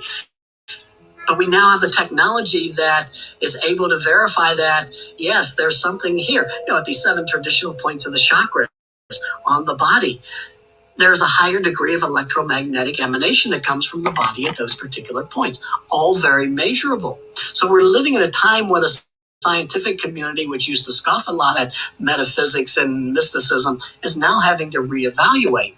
And in one area, it's the area of the human aura. People often say, I really want to learn to see the aura. Seeing the aura is a physical condition. Anyone can learn to see the aura. There are ways of stimulating the cones and rods, which are the energy fibers in the eye, that help us to take in greater degrees of light and color and to differentiate the lights and colors a little bit more effectively. Understanding what you see is a little bit more difficult, because you can have multiple colors, multiple shapes, things going on in the human aura. Every time we have a change of thought, change of emotion, there's a change in the auric pattern. Sometimes the aura will take on the form of a particular animal, and that gives you a way of understanding. So learning to see your own aura, learning to see the auras of others, is one way of being able to figure out what one of your primary totems might be. Another is by studying animals and the way they move. If you take a look at some people, take a look at how they posture, how they walk, how they stand, and see if you can apply that to different animal species. We often have people say, oh gosh, she looks like a little old bird. She walks around like a bear, lumbers around like a bear. The way a person moves, the way they posture, the way they walk will give clues also to the kind of animal that may be one of their predominant totems. So studying some of those more unusual ways is a way of helping you to further pinpoint exactly what your spirit animal truly is, and helping you to understand. One of the things that we need to keep in mind once we start to do this, and we have this animal show up in our life, our first responsibility is to study it, to learn as much about it as possible, because the more we understand this animal, the more we understand its qualities and its characteristics, the more easily we will be able to apply that to our own unique life circumstances. And there are 4 things that I often teach people to study in regards to that animal when it does show up within your life.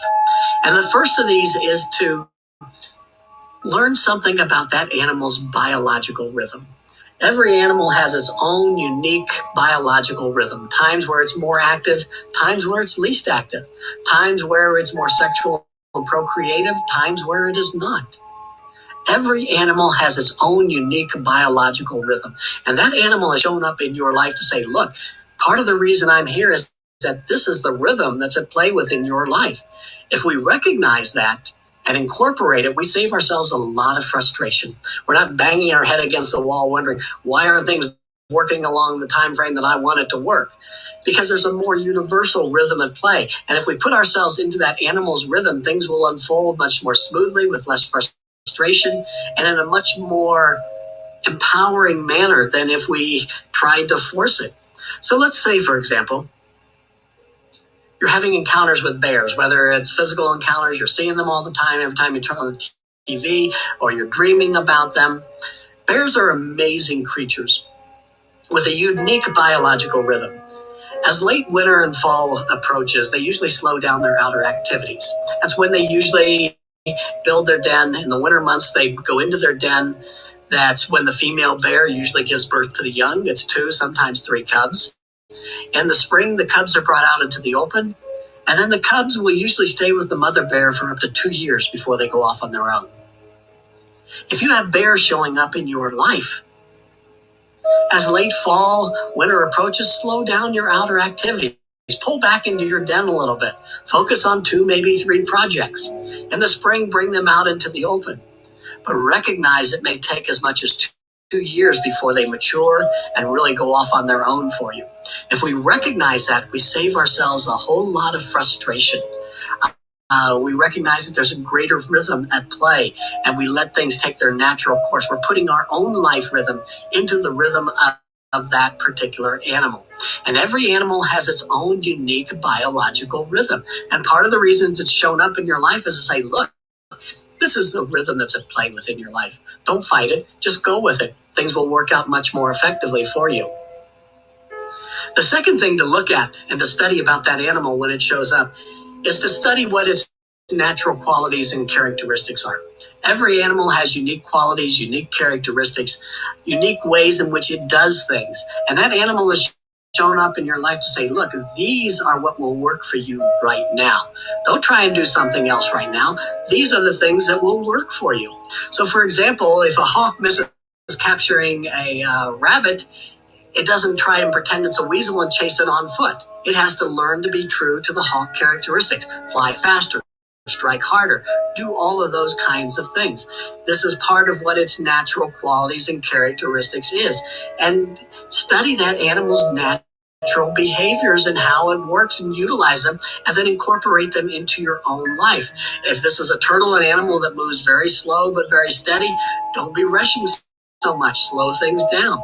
That animal has shown up to say, look, these qualities, these characteristics that I have are the ones that are going to work for you right now. Utilize them. Take advantage of them.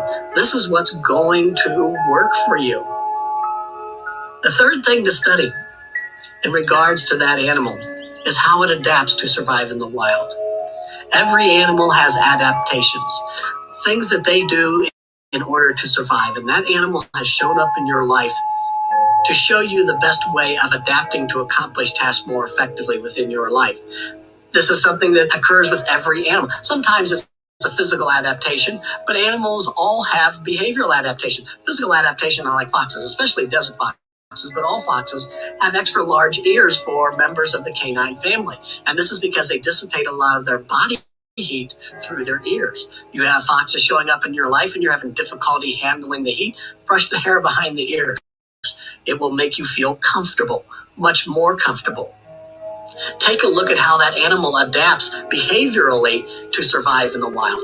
Mule deer never follow the same path to a water source. They always alter it because instinctively they know that if they don't, they open themselves up to predation.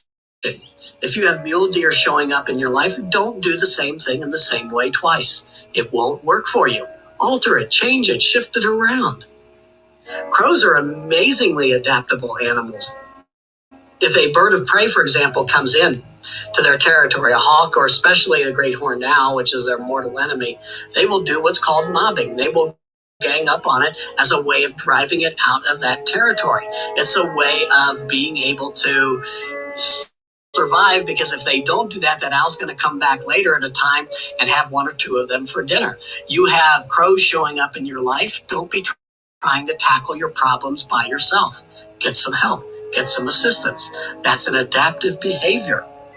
Rats and mice are very adaptable animals. They are extremely unique in that one of the ways in which they survive as a species is to be very prolific.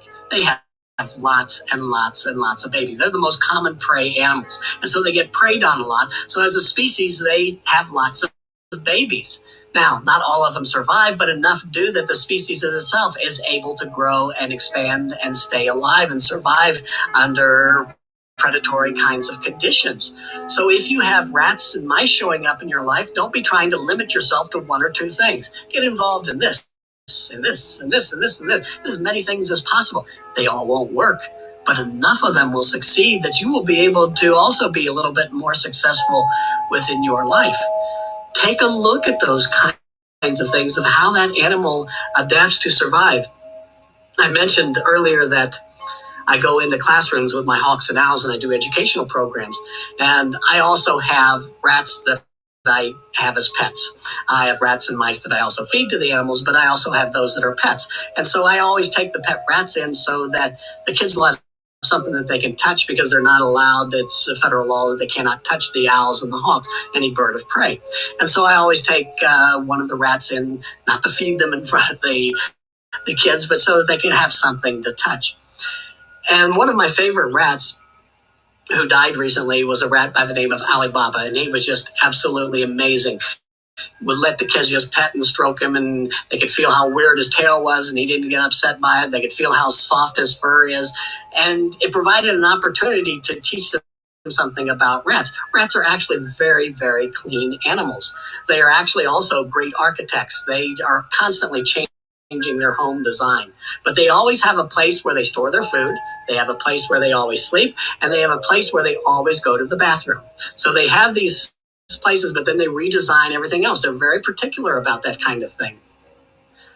But we need to understand that these animals have adaptive behaviors.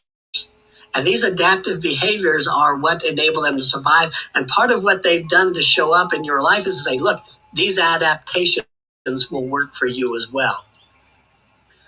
The fourth thing to study about that animal that will make your life flow a little bit more smoothly is to study this animal's relationship to other animals and the environment in which it is normally found. Most animals have an environment to which they're indigenous, where they are more normally found than other. And that animal shares that environment with other species of animals. Sometimes it's an antagonistic kind of thing. Sometimes it's compatible. But take a look at how it relates to other animals in that environment, and it will provide some insight into your own personal relationships. For example, coyotes and badgers often share the same territory. They're not very friendly to each other, but if the winter is harsh enough, they will do what's called cooperative hunting. Coyote has a tremendous sense of smell, and it can find prey, voles, and mice under several feet of snow. The badger's a tremendous digger. So the coyote will find the prey, the badger will dig it out, and they'll share the prey. And it's a cooperative hunting that if the conditions are right. Take a look at how this animal relates to other animals within that same environment. And take a look also at the kind of environment in which it is found. Ducks and geese are water birds. They are often found in marshlands and wetlands, areas where there is a natural decomposition going on. And that environment gives us some clues as to the role and where this animal will play within our life. Marshlands are areas of decomposition. There's a breaking down of old growth so the new growth can occur. So if this is an animal that is found naturally, that's indigenous to that kind of environment, this is an animal in some way is going to help you break down and institute some new growth in some area of your life.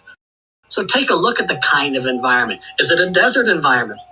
People think desert environments are just nothing but lifeless things, but there is life there of great wide variety, but it's a little bit different, a little bit more subtle. And these are plants and animals that have learned to live under very, very harsh, sometimes extreme kinds of conditions.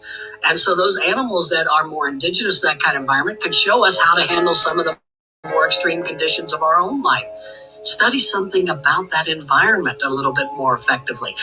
Learn something about its qualities and its characteristics as well. That animal and its environment will tell you something about your own relationships and how to work with those relationships a little bit more effectively.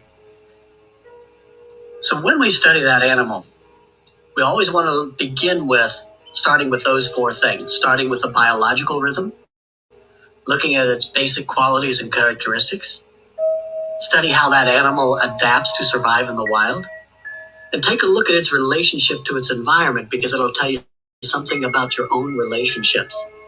And at the very least, learn that much about the animal. Let's take, for example, you have rabbits showing up in your life, which I love when rabbits show up in our life, because they're always an indication that you don't have to invest a great deal of time and energy before you see how things are going to unfold or play out for us. One of the things that we need to understand is that rabbits have had kind of a mixed symbology all over the world. To the Plains Indians, they were considered a symbol of fear because they freeze. To the Algonquin, they were considered kind of a demigod. To the ancient Egyptians, the hare was one of the hieroglyphs for the soul. To the ancient Hebrews, it was considered an unclean animal because they were so prolific. They do what bunnies do. They make other bunnies. To the Japanese and the Chinese, there wasn't a man in the moon. There was a hare in the moon. And of all of those interpretations, it's probably the Asian that is the most accurate. When rabbits give birth to the young, within 28 days, the young are capable of living on their own.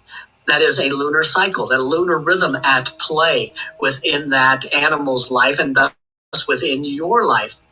28 days is the lunar month. So if you have rabbits showing up in your life and you have something going on, recognize it won't take more than 28 days and you'll see where things are going to unfold for you. Now, rabbits are often associated with fear because they freeze. This is not a fear response. This is an adaptive behavior. Most predators recognize prey by their movement, and it's that movement that alerts them to a potential prey that they can feed upon. So, for example, a hawk that's sitting in the tree that sees a squirrel saying, no, I don't want a squirrel. I want to wait for a rabbit to come by. They don't do that. They recognize the movement, and that's what they go after. A rabbit's ability to freeze is a way of avoiding predation. So if you have rabbits showing up in your life and you're unsure about a decision or a choice or something that you're wanting to do, freeze. Don't do anything. Within 28 days, you'll know exactly what you need to do. And the interesting thing is rabbits have these unique qualities and characteristics. They never do anything step by step. They do it in little hops and jumps. So if a rabbit shows up in your life and you're unsure about what to do in regards to something, freeze. Don't do anything. Within 28 days, you'll know exactly what you need to do. And like a rabbit, even if you have to backtrack, you'll make up your lost ground. When that animal shows up, study its biological rhythm, study its basic characteristics, study how it adapts, and study its relationship to environment, because all of those are applying to your life. That's part of why it has shown up in your life at this time. And it's interesting because it's hard once we get beyond that, trying to figure out sometimes what the animal actually means. But if we start with those four things, we're laying a foundation. Keep in mind, too, that the animal always means at least what you think it is, but it always means more. So if you think that this was a warning of some kind when this animal appears in your life, it may be. It may not necessarily be a warning of immense danger, but it may be warning you that, look, there's something coming up that if you take advantage of, it may be more of an alert type of warning. Take advantage of it and it will work out for you. It's important to understand that the more you know about the animal and the more you know about the truth of its life, its behaviors and such, the more you're going to be able to incorporate it into your own unique life circumstance. And that means that we have to study it. We have to look at how it is operating in its own life circumstances and then apply them to our own unique situation. And it actually comes down to figuring out the truth of its meaning within your own life circumstances. Truth is kind of a word that's tossed around, and I always like to use a particular story to kind of help demonstrate this fact. There was a man who had a wonderful life. He had a great job. He had a beautiful wife, talented. He had creative, well-behaved children. He was well-respected. He had everything that he thought could be beneficial, but he always thought that there was something missing, some piece of the puzzle of life, that if he just had that one truth, everything would become clear. And over the years, he would talk about this missing truth that he wanted to find. He even went so far as to name it. He called it his lady truth. If I just had lady truth, everything would be ideal. And after many years of listening to him complain about not having this truth and figuring out how to apply it to his life, his wife turned to him one day and she said, look, why don't you go on a quest for your lady truth? Sign everything over to me first, but then go on your quest. Well, he thought about it, and he did. He signed everything over to her, and he went on this great quest to find his lady truth. And he talked to mystics, and he talked to priests, and he talked to priestesses, and he climbed mountains and crossed great seas and traveled the world trying to find that one simple truth. And after many years of questing and not finding it, he was standing at the top of a mountain, and he's looking down over the earth below. And he's thinking to himself that maybe that truth is he needs to learn to be content with what he has. And it was at that moment that he noticed off to his left a small cave. And he walked over and he stood in the mouth of the cave, and as his eyes adjusted to the darkness, he saw an old woman sitting on the dirt floor. And her hair hung down in greasy strands. She was so thin that her bones seemed to protrude through her skin, which was the color of old yellow parchment. And when she looked up at him and smiled, she only had one tooth in her head. But when she spoke, her voice was so soft and so lyrical that it touched his heart. And he knew in that moment he had found his Lady Truth. And he stayed with her for a year and a day and learned everything that she had to teach. And at the end of that year and a day, he stood once more in the mouth of the cave, and he looks at this old woman sitting on the floor. And he says, "Lady Truth, you have done so much for me. Is there not something that I can do for you?" And she closes her eyes and she thinks for a minute. And when she opens them, she smiles that near toothless grin, and she says, "Yes. When you speak of Lady Truth to the outer world, as you will, tell them I am young and beautiful. When we look at the truth of what animals mean, we need to begin at the very least with what we think they do. And then we begin to explore a little bit further, because they will always mean more than what we think. It will always be more because they are multidimensional. They explain things on various aspects of our life. They are like dream symbology in that way. The images and the symbols in our dreams reflect multiple things that are going on in our life. Those animals that show up in our life, at the very least, mean on the surface what we think it means, but there's always so much more. And this is why studying the animal is so important, because it helps us uncover deeper truths about this animal and its application to our own unique life circumstances. It will tell us so much more about how to accomplish things, how to resolve issues, how to heal certain aspects of our life, because they serve multiple purposes. And the truth is, we will have some animals that are with us off and on through our entire lifetime, but we will also have other animals that just show up for very short periods to give us a clue as to how to solve a problem, how to resolve an issue, how to develop a particular characteristic, and then move on, just passing by as brief messengers for us. And we need to look and recognize that any animal that we encounter has some meaning for us, that there is significance. People often ask me, is every animal you encounter significant? And yes, I look for the significance of everything. Doesn't necessarily mean, as I said earlier, that it has a personal, distinct message, but maybe the significance is I'm not taking enough time to appreciate what's going on in the world around me. And maybe that's where I need to start focusing. So we start by looking at what on the surface it means to us, but then we start looking at what its biological rhythm is. Take a look at how it adapts to survive in the wild. Take a look at what its own unique characteristics are. Take a look at how it works within the environment.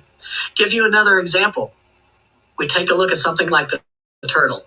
Turtle has a very slow metabolism. It moves along very, very slowly in life. This is an animal that is very, very unique in that it carries on its back this shell, which is its actual back. It does not separate. It does not come out of it like in the cartoons. But the shell is very, very significant. If you look at the shell of any tortoise or turtle, you will find that there are two kinds of markings on every turtle shell. There is an outer ring that goes around the outer edge, and then there's the intersection that is divided. That outer section almost always has 28 little miniature sections in it. The interior part of the shell almost always has 13. And this ties the turtle to a lunar rhythm. In any one lunar month, there's 28 days. In any one year, there's either 13 new moons or 13 full moons. So it has that kind of aspect. But it is also an animal that never does anything quickly. It says, take your time, one step at a time. That's its characteristic. That's also how it adapts. One of its adaptive behaviors is to pull into its shell. There are times where we need to just pull back if things are too stressful, things are too hectic around us, pull back into your shell a little bit and recognize that it works very compatibly with the environment in which it lives, moving from both the water to the land and back and forth, and relates very, very well to it, showing us how we can relate to new environments and new people in new environments, regardless of the circumstances. So we need to begin with the simple truth of asking ourselves, what do I think this means? And then let's study the animal, because that is where the true significance and application to our life really begins to empower us. That is when that animal truly starts to become a totem for us. Once we've begun to study the animal and look for the truth of how it applies to our own unique life circumstances, one other thing that we can do that will help to facilitate this is take a look at the species and what kind of genre it belongs to. For example, if this is a canine or a wolf that is showing up somewhere in your life, this is a mammal family. All mammals have certain things in common. They are warm-blooded, they give milk, they care for their young, they live predominantly upon the land, although we do have mammals such as the dolphins and the whales that also have meaning and significance for us as well, that are also mammals, but living within a different environment, and teach us how to do things within other environments as well. If you have an insect, all insects go through metamorphosis of some kind.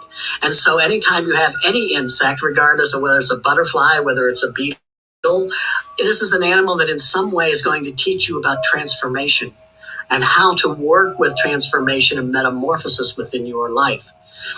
If it is an animal that is something such as a fish, and we can have fish as totems. These are animals that have learned to adapt in very, very unique way of being able to move and to flow more swiftly through watery kinds of environments. This is an animal that learns to live in unusual kinds of environments with unusual kinds of creativity. And it's not unusual to find that people that have some kind of fish as a totem have a unique kind of creativity about them and need their own kind of support, family, and environment around them as well. Reptiles are all cold-blooded. And this, I think, is very, very significant because cold-blooded animals take on the temperature of whatever the environment is. If you have a reptile that is one of your predominant totems, you need to be careful about what kind of environment you put yourself into. You will take on the energy of that environment, and we need to be aware of this. If you're with a partying group, you may be the one with the lampshade on your head. If you're with a group that's somewhat depressing, you may find yourself suicidal. You take on the energy of that group, and that's one of the lessons associated with working with reptiles, of being sensitive to that environment and to the elements within that environment. We need to be aware of this. And then at the same time, recognize that these animals that are drawn to us and that we are drawn to have greater significance from more than just a personal level. People often ask me, they say, well, I'm always interested in dolphins. I'm always interested in wolves. And those are the animals that seem to get the most attention in society. Those are the ones that are always the most popular.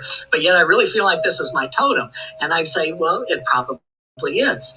But recognize, too, that those animals that capture society's attention, that seem to capture the fascination, have some unique lessons for society as a whole. And I find it very fascinating that wolves and dolphins kind of fall into this category. They are both mammals. They live in two very, very different kinds of environments, but they are both mammals in that they produce milk, they are warm-blooded, things along this particular line. But they also have other qualities in common as well. Both animals are two of the most communicative animals upon the planet. They both have intricate body language. They both have intricate vocal language. They communicate. They live in groups, the wolf in the pack, the dolphin in the pod. And within those groups, they have their own kind of environment and miniature society. They each have their own particular role within that group. So you may have, for example, an alpha male and an alpha female in the wolf pack, but that alpha male may not be the best hunter of the group. So when it comes time for hunting, the alpha male knows his role, steps aside, and lets the best hunter of the group lead the hunt. They know their roles within the group and they work accordingly. And maybe, just maybe, the reason society as a whole is fascinated by them because they could teach us something about recognizing our role in society and giving over our role to those that are better prepared, as well as how to use communication as a way of being able to work in the group and in society a little bit more effectively, both vocally as well as through body language. So we want to take a look at everything associated with that animal, especially if this is an animal that has been showing up time and time again within your life. And which brings us back a little bit to the beginning. We're going to get into in a little bit on how to connect with these animals a little bit more powerfully, a little bit more effectively to bridge them into your life. But we start with studying them, but also recognizing that some animals are just messengers that pass through temporarily to give us some guidance about situations in our life. Others show up off and on periodically throughout our entire life. They are lifetime totems. Their basic qualities reflect basic qualities, basic energy patterns within us throughout our entire lifetime. Some are showing up just to help us with healing aspects. Maybe you're healing things of the past as well as healing physical illnesses that we're experiencing. So they will serve different roles, and trying to figure out what role this animal is serving, whether it's just temporary, whether this is one of your lifetime power animals, or whether it's an animal that is showing you how to heal something, whether it's going to show you how to best accomplish a task, is one of the keys to figuring out and making this animal a true medicine, a true power within your life. And there are ways in which we can do that. And that's what we're going to be covering next in this particular program.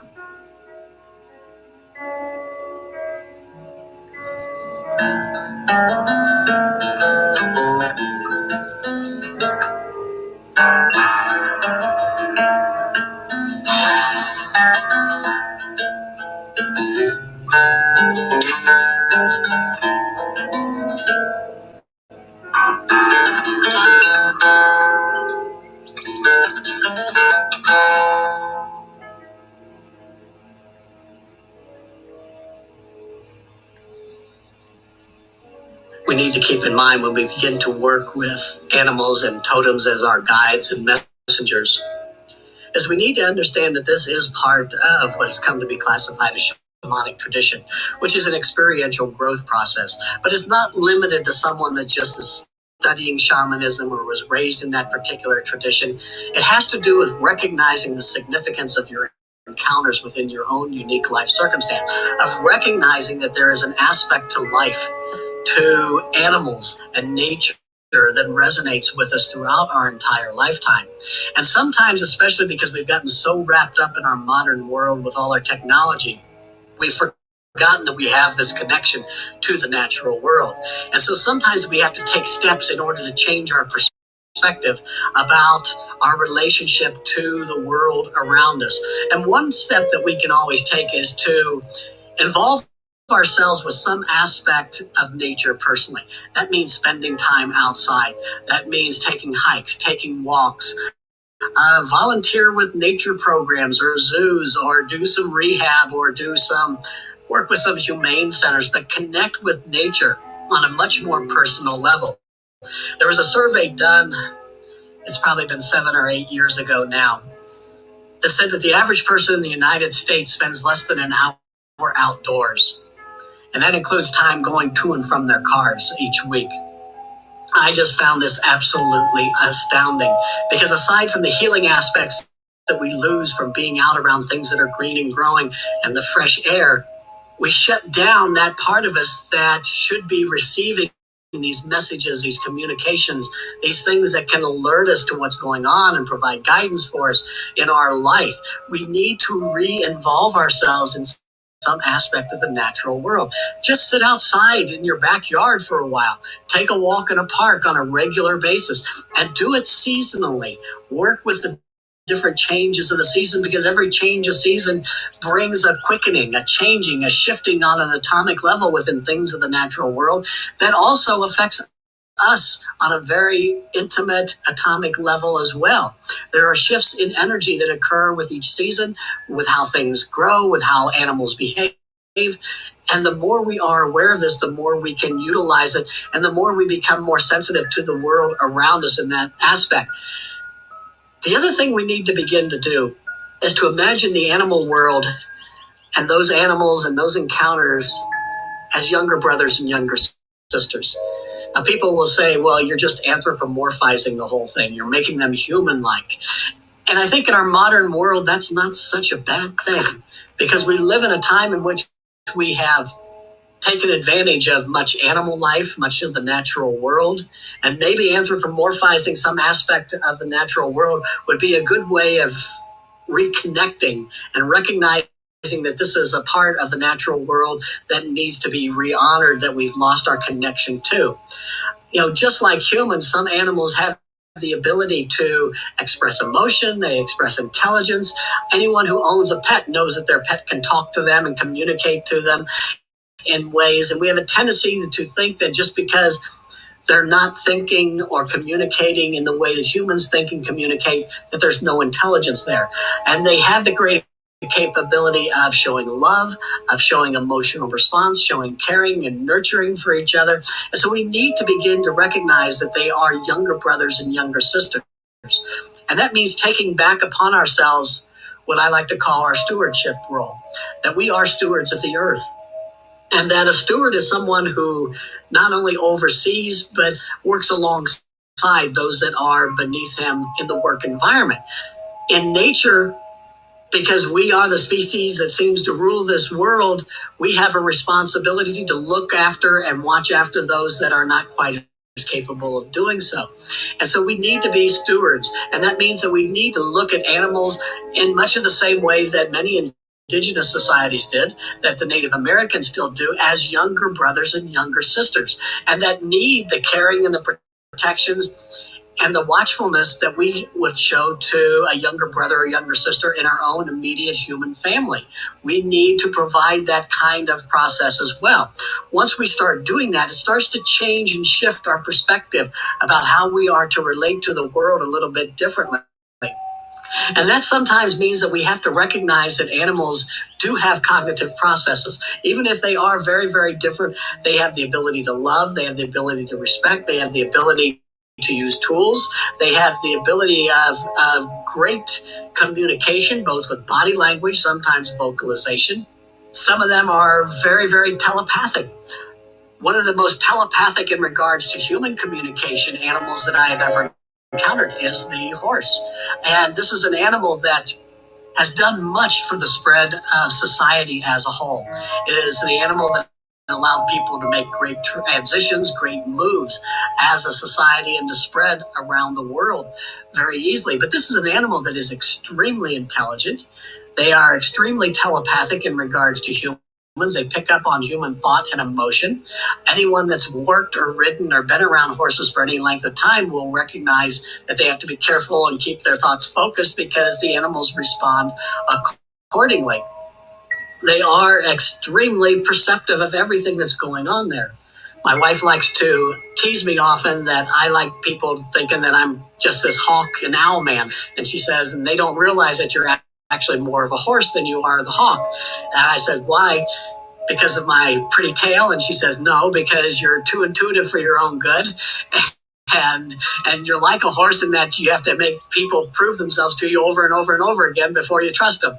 And I said, well, I liked my interpretation better, but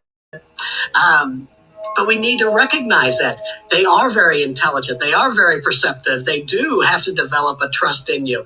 But animals have that ability to develop cognitive relations and do cognitive thought process as well as express emotion, often better than some humans I've met in the past. And the more we begin to recognize this, the more it changes our perspective. We also have to start listening and acknowledging nature's greetings to us every day. Nature's talking to us constantly. When you're outside, if only for a few minutes, pay attention to what sounds that you hear. It may be a crow calling to you. It may be the fragrance of a tree that you're picking up. Greet it back, because the more you acknowledge these encounters, whether it's the fragrance of a tree and acknowledge it and thank it for its fragrance and study something about its meaning, or whether it's an animal that has shown up, the more you acknowledge the encounters, the more clear and the more frequent they will become. People will say that, oh yeah, you shouldn't go around talking to the trees, but I do it all the time. And I lived in an area where usually if I was out, if a tree spoke to me or if I caught its fragrance and I stopped to talk to it, the neighbors would just usually roll their eyes, bring their kids inside, wait till I've moved on. But the more we acknowledge the encounters, the more frequent and the more clear they become for us. And we need to recognize that those things that we, as child, recognized as greetings are greetings. If you hear a crow, just say, hello, friend crow. Good morning, friend crow. Hello, fellow rabbit. Talk to it, greet it, acknowledge it. I operate on the assumption most people think I'm a little bit nuts anyway, so I'm not really that worried about it. And the next thing to do is to start reading animal tales and myths. Aside from the enjoyment factor, when we look at how they were treated in different traditions around the world, we find common threads running through these various traditions of how they treated these animals, of how they recognized them, how they honored them. Different animals in different parts of the world have certain qualities. In some aspects, crow is many times much like the coyote, a trickster as well as too smart for his own good kind of thing. But when we read what's been written all over the world, we begin to recognize that this is something universal, that we're dealing with an aspect and a recognition that animals are not just a line of life that's separate from us that we can, enjoy, put on the shelf, and then go on about our lives, that they are intimately connected to us and to our life. And then finally, embrace our role as a steward of the earth and recognize that part of what we need to do is to spend time out in nature and watch over, protect what we can, clean up the environment as best we can. When I took kids out for walk in the woods and nature hikes, I would always take a plastic bag and we would pick up any trash that we found, because you honor one aspect of the natural world, you honor the others. And if we take these simple steps, it changes our perspective about all animal life. We begin to more clearly recognize when that animal shows up in our life that there is a greater significance to its appearance than what we would have attributed had we not started changing and shifting our perspective a little. And when we start shifting our perspective, this leads us into finding ways to honor and connect with those animals on a much more intimate level, of starting to work with them and manifest their characteristics in ways that sometimes were mythologized, but were very, very real. Because one of the things that we find when we look all over the world is that there were rituals, there were ceremonies, there were storytellings that honored the animal, that imitated the animal, and embraced the animal. It was a way of inviting that animal's medicine and energy into your life. And that's what we need to take a look at, because this is something that we can each learn to do much more effectively. When we've decided on that animal or animals that has come into our life and we need to connect with it a little bit more intimately to manifest its qualities and characteristics more dynamically within our life, there are some simple things that we can do. And one of these is tied to what used to be called the ancient art of shapeshifting. Long before there was a long ago, there was a man by the name of Brian. And Brian was the greatest basket weaver in all of Ireland, and people would come from all the counties in order to purchase his baskets. Now, in the town in which Brian lived, people were struggling to make a living, and even Brian couldn't find the quality reeds that he needed to make his wondrous baskets. But he knew that not far from the town was a small glen, and in this glen some of the most magnificent reeds would grow. Only trouble was it was believed to be haunted, and no one wanted to go there because you didn't want to upset the wee folk, and Brian didn't really know anything about him. He didn't really care. He just knew that he needed to make a living. And so, ignoring what people had said, he got up the next morning long before the sun came up and made his way to this glen. And he started cutting and stacking and bundling the reeds. And as he worked, the sun began to rise. And as the sun began to rise, the fog began to drift in. And he kind of kept his eye on it because he thought that was a bit peculiar, but he continued working anyway. But the longer he worked, the thicker the fog began to get. And he began to get a little bit worried because usually once the sun has risen high in the sky, the fog disappears. But it wasn't happening. It just kept getting thicker and thicker. And Brian was getting weary, and he finally got so thick he couldn't see his hands in front of his face, and he thought, I'll just stop here, I'll sit down, and wait. And as soon as it clears, I'll make do with what I've got, and I'll get out of this glen. And so he sat himself down, and he waited, and he waited, and he waited some more. And the fog just got thicker and thicker, and Brian was getting very nervous at this point, and he thought, I'll just leave what I've got to get out of here. I'll just find my way blindly through wherever fog I got, and I'll just come back another day for what I've already cut.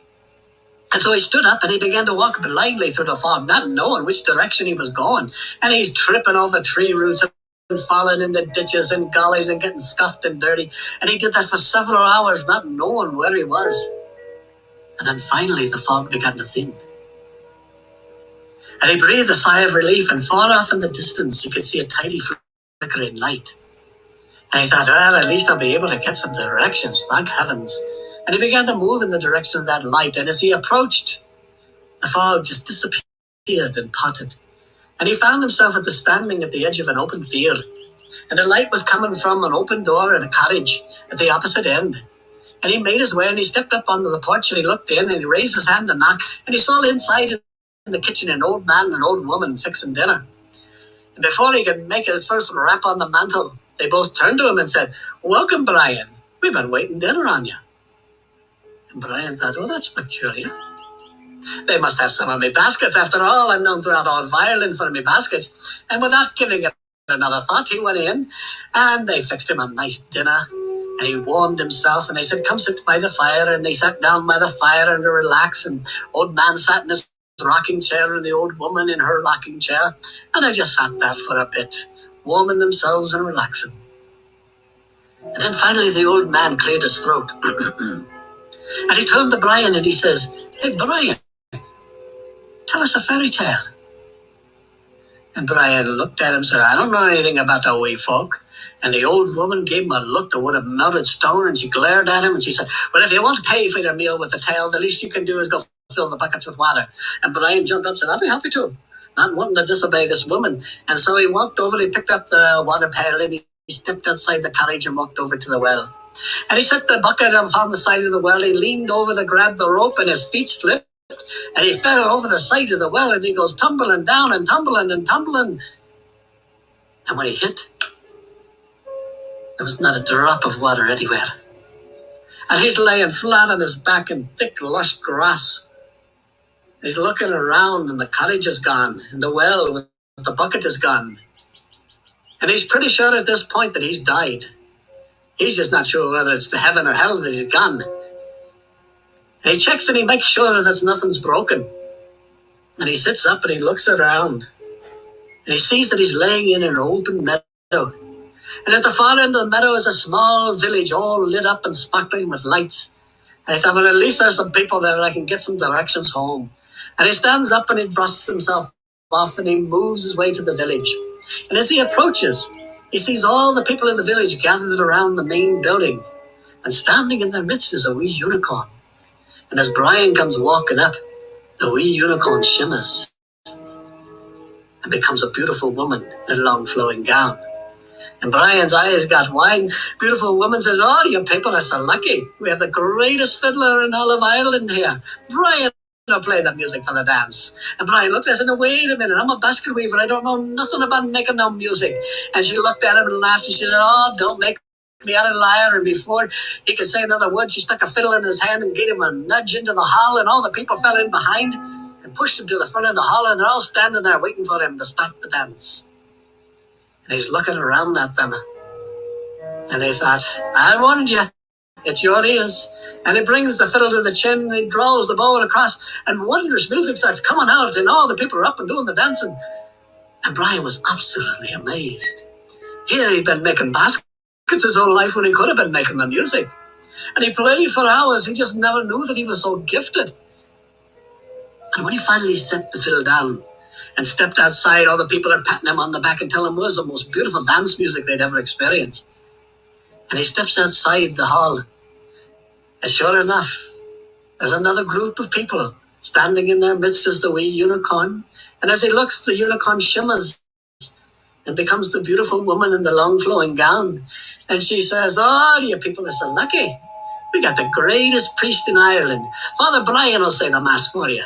And Brian looked at her and said, no, wait a minute. I don't know anything about saying the mass. I'm not even Catholic. And she just laughed and said, oh, don't make me out a liar. And before he could blink, he's standing in the front of the church. He's in full vestments. And he's saying the gospel and he's handing out the communion. And at the end of the service, the people are shaking his hand and telling him it was the most beautiful mass they'd ever experienced. And Brian just shook his head and pulls off the robes and hangs them up. And he's pretty sure at this point that it's to hell where he's gone. And he steps outside the door of the church, and sure enough, there's another group of people, and standing in their midst is the wee unicorn. And as he steps out, the wee unicorn shimmers and becomes this beautiful woman. Now, the group that's standing there are 4 gentlemen, and they're holding a coffin on their shoulder. Now, 3 of the men are all about the same height, but the 4th is so much taller that they're having to hold this coffin in a very awkward position. And the beautiful woman looks up as Brian steps out, and she says, oh, you people are so lucky. We got the greatest surgeon in all of Ireland here. He'll shorten the tall man's legs. And Brian went ash white. He said, no, I don't want to do this anymore. I just want to go home. And she just laughed. I said, oh, don't make me out a liar. And she stuck a doctor's bag in his hand. And the 4 men set the coffin down, and the tall man stretched out in front of Brian. And Brian took the doctor's bag, and he slowly opens it and peeks in. And the only thing inside it was a saw. And he thought, well, how much stranger than this can it get? And he takes out the saw, and he looks at the tall man's laying down in front of him. And he kneels down beside him, and he takes the man's right leg, and he cuts it off below the knee and takes off a 6-inch section in the bottom part of the leg, attaches it. He goes to the left leg, he cuts off a 6-inch section, and they attach. The man stands up, and he's the same height as all the others. And the 4 men hoist up the coffin, and the beautiful woman leads him in a procession down the road, and all the townspeople fell in behind. And Brian watched as he disappeared around the bend in the road. And he sat there for the longest time, saw in hand, leg pots in front of him. When he realized he was all alone again, and as strange as it was, at least it was some company. And so he drops the saw, and he gets up and he goes running down the road, and as he makes a turn in the bend, his feet slip, and he falls. And when he looks up, he's laying in the grass next to the well outside the cottage of the old man and the old woman. Sitting on the edge of the well is a large bucket of water, all full. And Brian slowly stands up, and he grabs the bucket, and he walks inside the house, and he plops the bucket down, and then plops himself down in front of the fire and just stares into the flames. Now the old man and the old woman just sat there in their rockers for the longest time. After a bit, though, the old man clears his throat, and he turns to Brian and he says, hey, Brian, tell us a fairy tale. And Brian says, well, you know, people in every tradition upon this planet have talked about animals that became human and humans that became animals. The shifting back and forth. It's been called metamorphosis, transmogrification. It's been associated with aspects of alchemy. Every tradition upon this planet has talked about this process of being able to become the animal. And there are stories, and there are tales, and there are myths from every part of the world. And yet, it is still the one area of the metaphysical realm that captures the imagination more often than any others. And most people, even in the modern world that aren't associated with metaphysics or such, know something about the werewolf and the wolfman and the guy that becomes the wolf. And there have been all kinds of movies about that. And the truth is when we begin to study this subject, there are actually four kinds of shape-shifting. One is what is called zoomorphism. And zoomorphism is the actual process of becoming the animal, where the human takes on the animal form or the animal takes on the human form, depending upon the particular tradition. And the truth is there may have been a time in the early evolution of humanity when we weren't quite as substantial and locked into the material world as we are now, where we could probably do that. And even though with all the travels around the world that I've done over the last 2-3 decades, I've heard lots of claims about people being able to do this, but unfortunately, I've never seen a legitimate demonstration of it. I've seen a lot of good fakes, but I've yet to see a legitimate demonstration of it. And I think it's because we're beyond that point in our evolution, that we are too locked into our physical forms at this particular point. The second kind of shapeshifting, though, is a process that I call joining. And I think this is most often what we find that people think of as shapeshifting in some form or another. It is a form of shapeshifting that is quite capable for all of us to learn.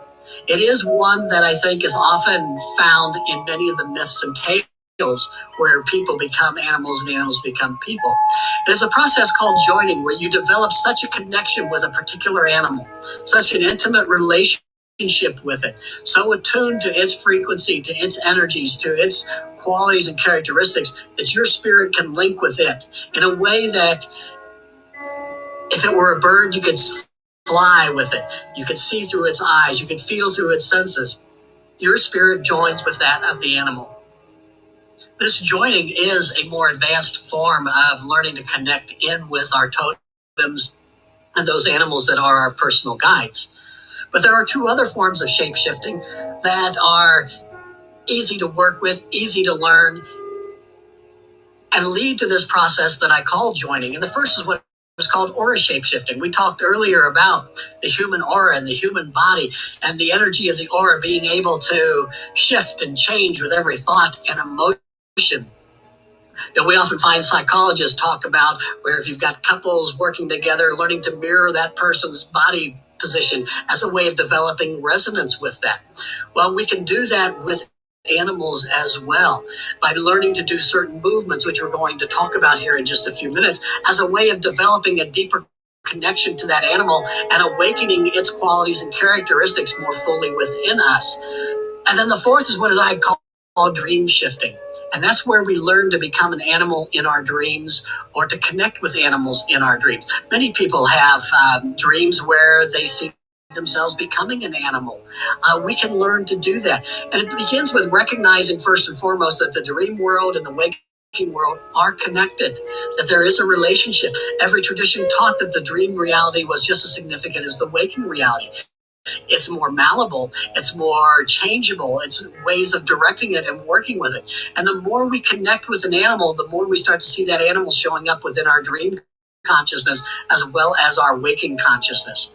But it requires that we learn to connect with this animal in ways that are a little bit different than what we may have recognized before.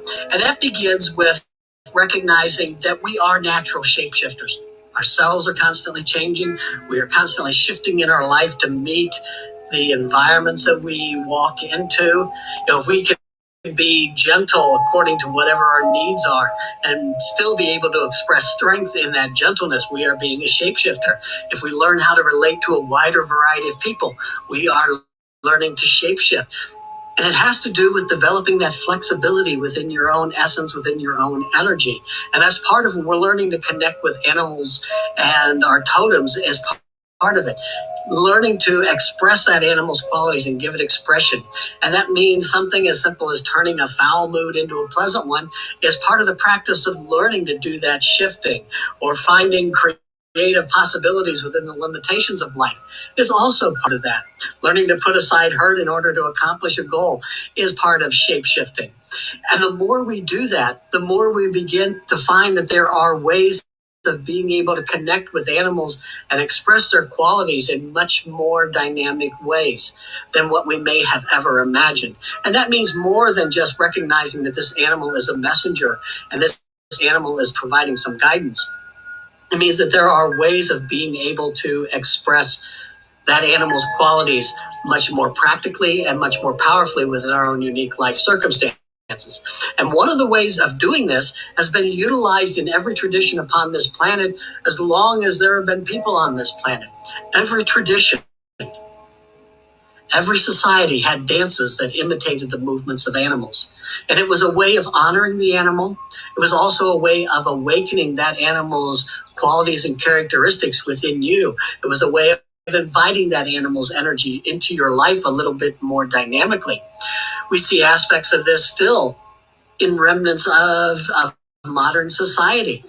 One of the reasons I think yoga has been such an influential and long-lasting tradition is that there are so many aspects of it, of incorporating physical with the mental, of bridging the two to give us greater flexibility. And look how many of the yoga asanas are based upon how animals stretch, how they move. And that is something that I think is very, very significant. Most of the martial arts are based upon how animals defend themselves.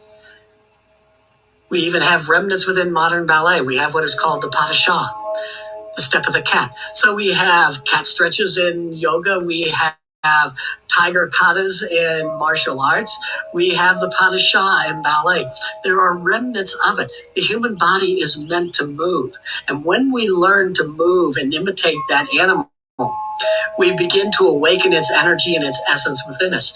Earlier we spoke of those 4 things to study about that animal, of the biological rhythm, the adaptation, its qualities and characteristics, and its environment.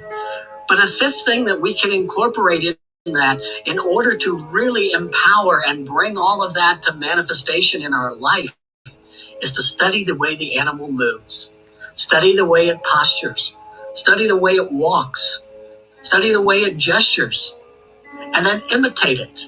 We know that the human body is a biochemical electromagnetic energy system. We are a living, breathing energy system.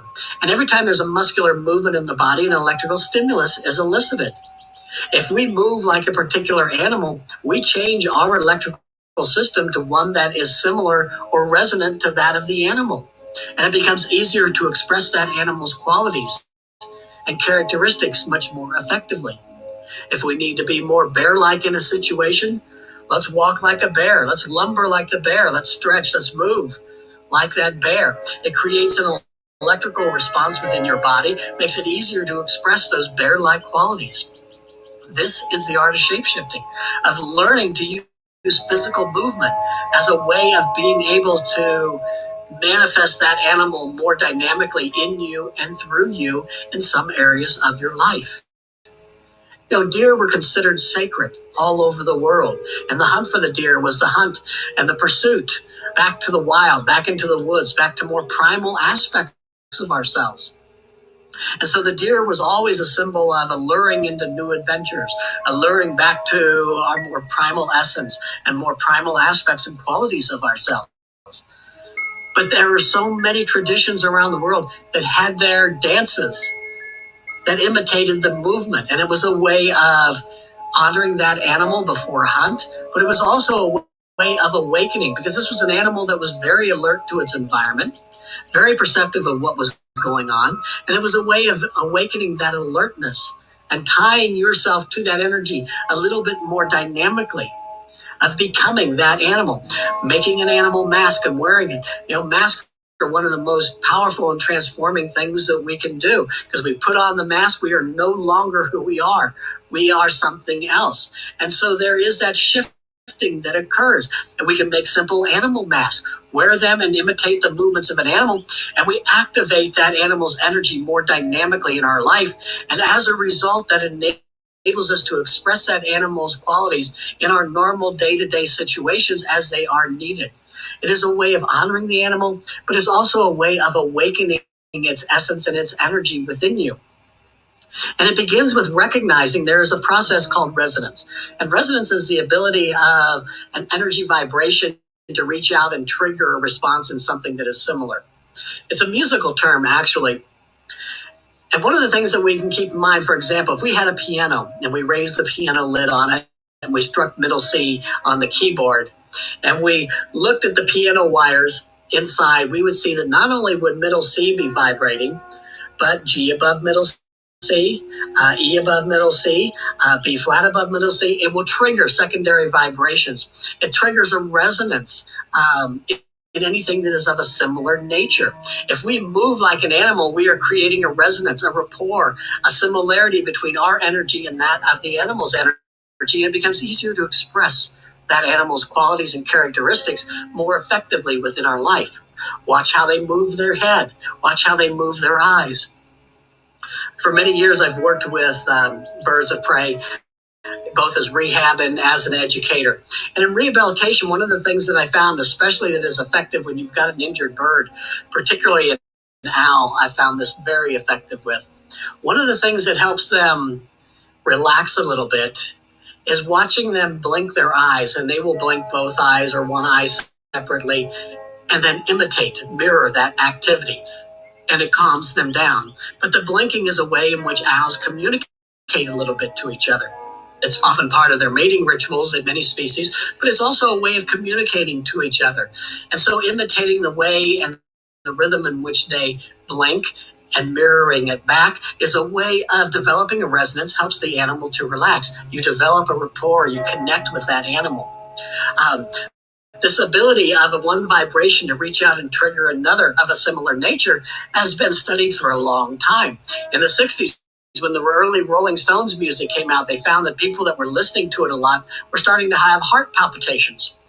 And it's because Rolling Stones music had a rhythm that was called anapestic that was creating problems with the normal heart rhythm.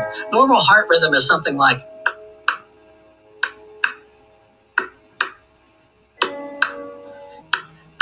an anapestic rhythm is a little bit different. It is, and this rhythm was used in a lot of the early Rolling Stones music, and people that were listening to it a lot, and especially at loud volumes, were finding that it was forcing a resonance of their heart rhythms into that changed anapestic rhythm. It was creating heart palpitations. One vibration has the ability to force a weaker one into a new rhythm. And this is why drumming was often used. This is why dances, particular of repetitive movements associated with the animal. It was a way of forcing your body to resonate and respond and come into rapport with that animal. There's some tremendous studies being done now in regards to heart rhythms and breathing rhythms of animals and applying them to human. We know, for example, that certain animals do not get certain human diseases. And so one of the things that they are trying is they are exposing humans that have a problem with a particular disease, taking an animal that has never had a problem with that disease, and then exposing the human to heart rhythms and breathing rhythms and teaching breathing rhythms of the animal as a way to try and trigger a response in the human that will counteract the disease or the ill condition that is beginning to manifest within it. This forced resonance, they're doing this with forms of cancer. It's a way of changing the metabolism or the metabolic rate and forcing it into more of one of the animal, hopefully as a process of being able to trigger a immunological response to whatever the condition is. This is an amazing time to be living because we're seeing finally this reconnection between animals and humans on a much more different level. We're getting back to that reconnection. And a lot of this is tied to the art of shapeshifting, of learning to connect with that animal from more than just trying to understand what its meaning and its message is, but by imitating its movement. And in that process of connecting with that animal, we find that it strengthens our aura so that we are able to express that animal's energies a little bit. It can trigger healing healing energies. It can open us up to lucid dreaming, to where we start to dream about the animal and become aware while we're in the dream that we are dreaming. When we become aware of the fact that we are dreaming while we're in the dream, then we can change the dream. We change what's going on in the dream. We change what's going on within the waking life. They are connected. And learning to connect with the animals is one of the ways of doing this. It aligns us with our totems much more powerfully, much more dynamically. They become more of a living part of us and of our life, and it makes us more creative, more inspiration. So there's tremendous benefit of being able to connect with the animals in this particular fashion. And it begins with recognizing there are, of course, certain principles. And that means that recognizing that everything changes, nothing stays the same. Change is constant within the world. The human body is changing, the cells die off, regenerate, are reborn again.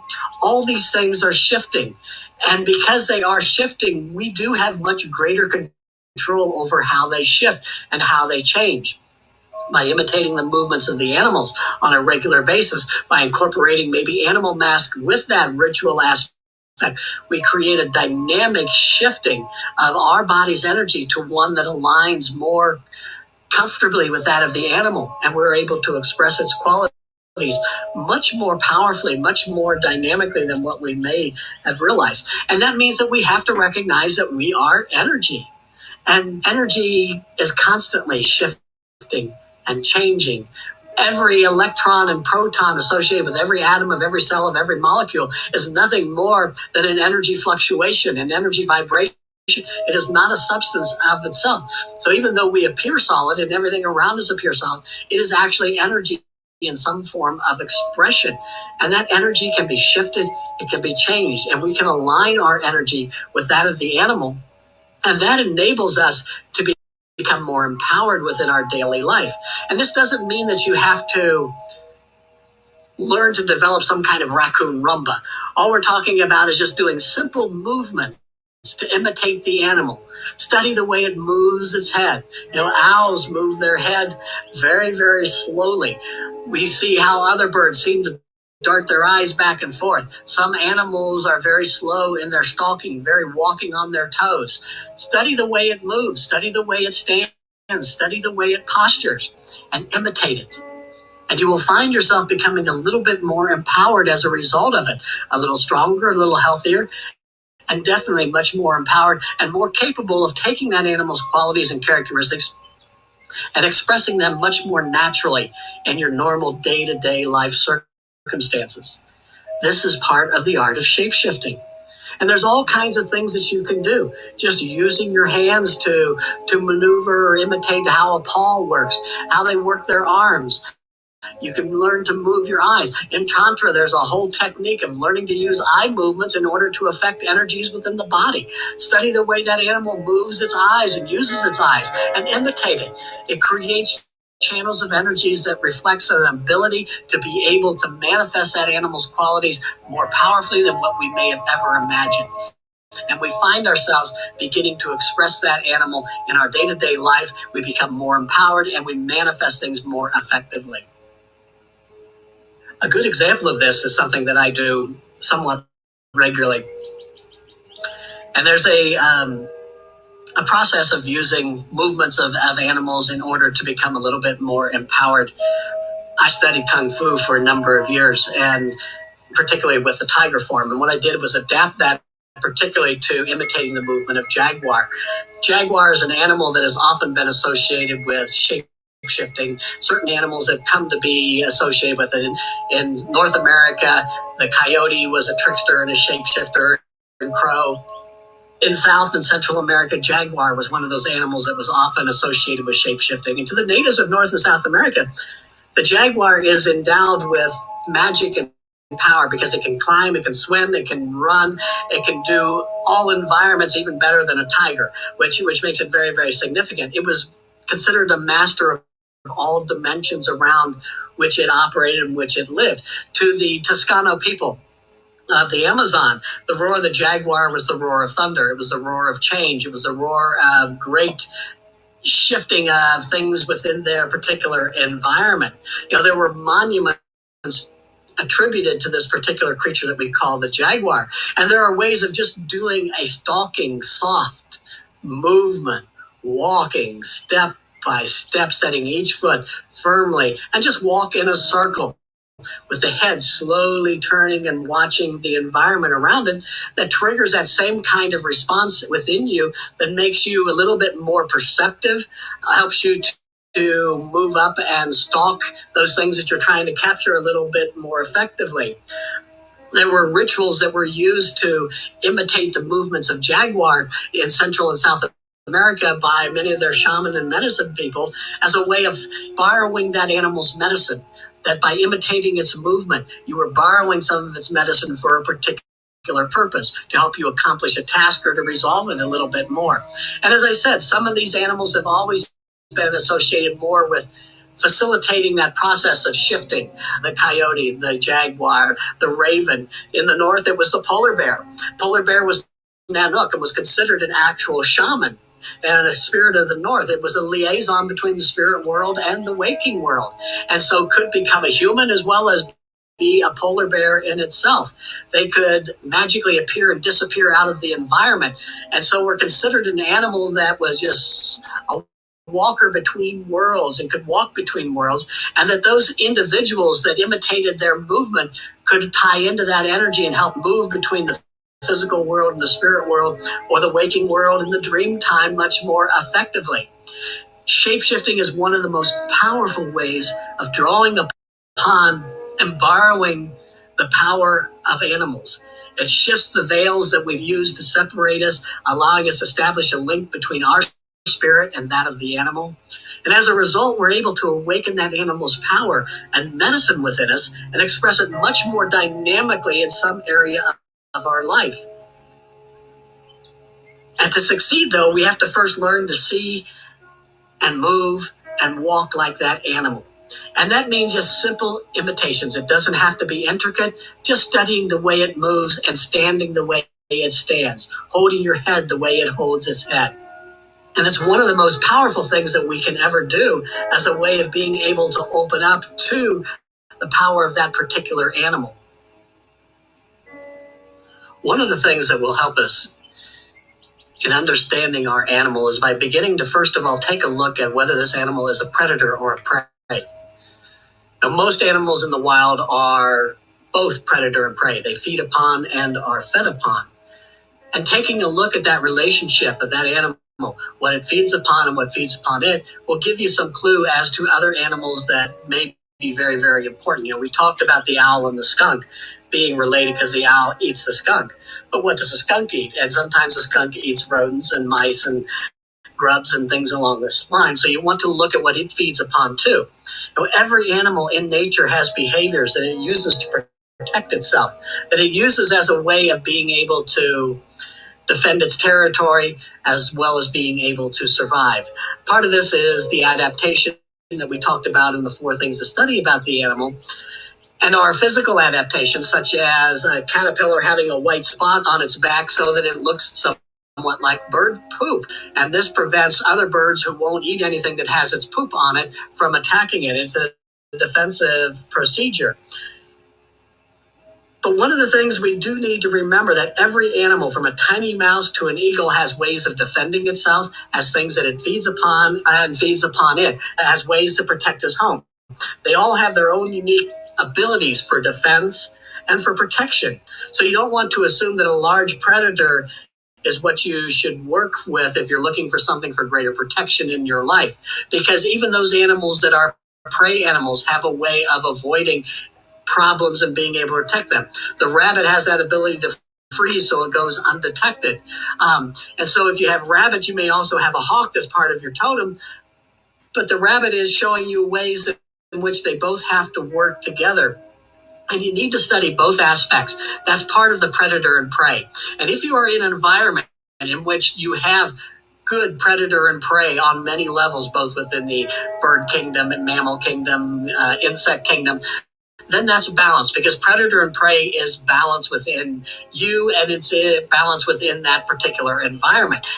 And so it is something that you want to look for. So one of the things that you can do as a way of being able to help protect yourself is study that animal and how it defends its own territory. Study that animal and how it protects its home and its environment. Some use camouflage as a way of being able to do this. Some have ways of hiding. Some have a way of being still. Study how it defends its home. And it will show you how to protect your own particular environment.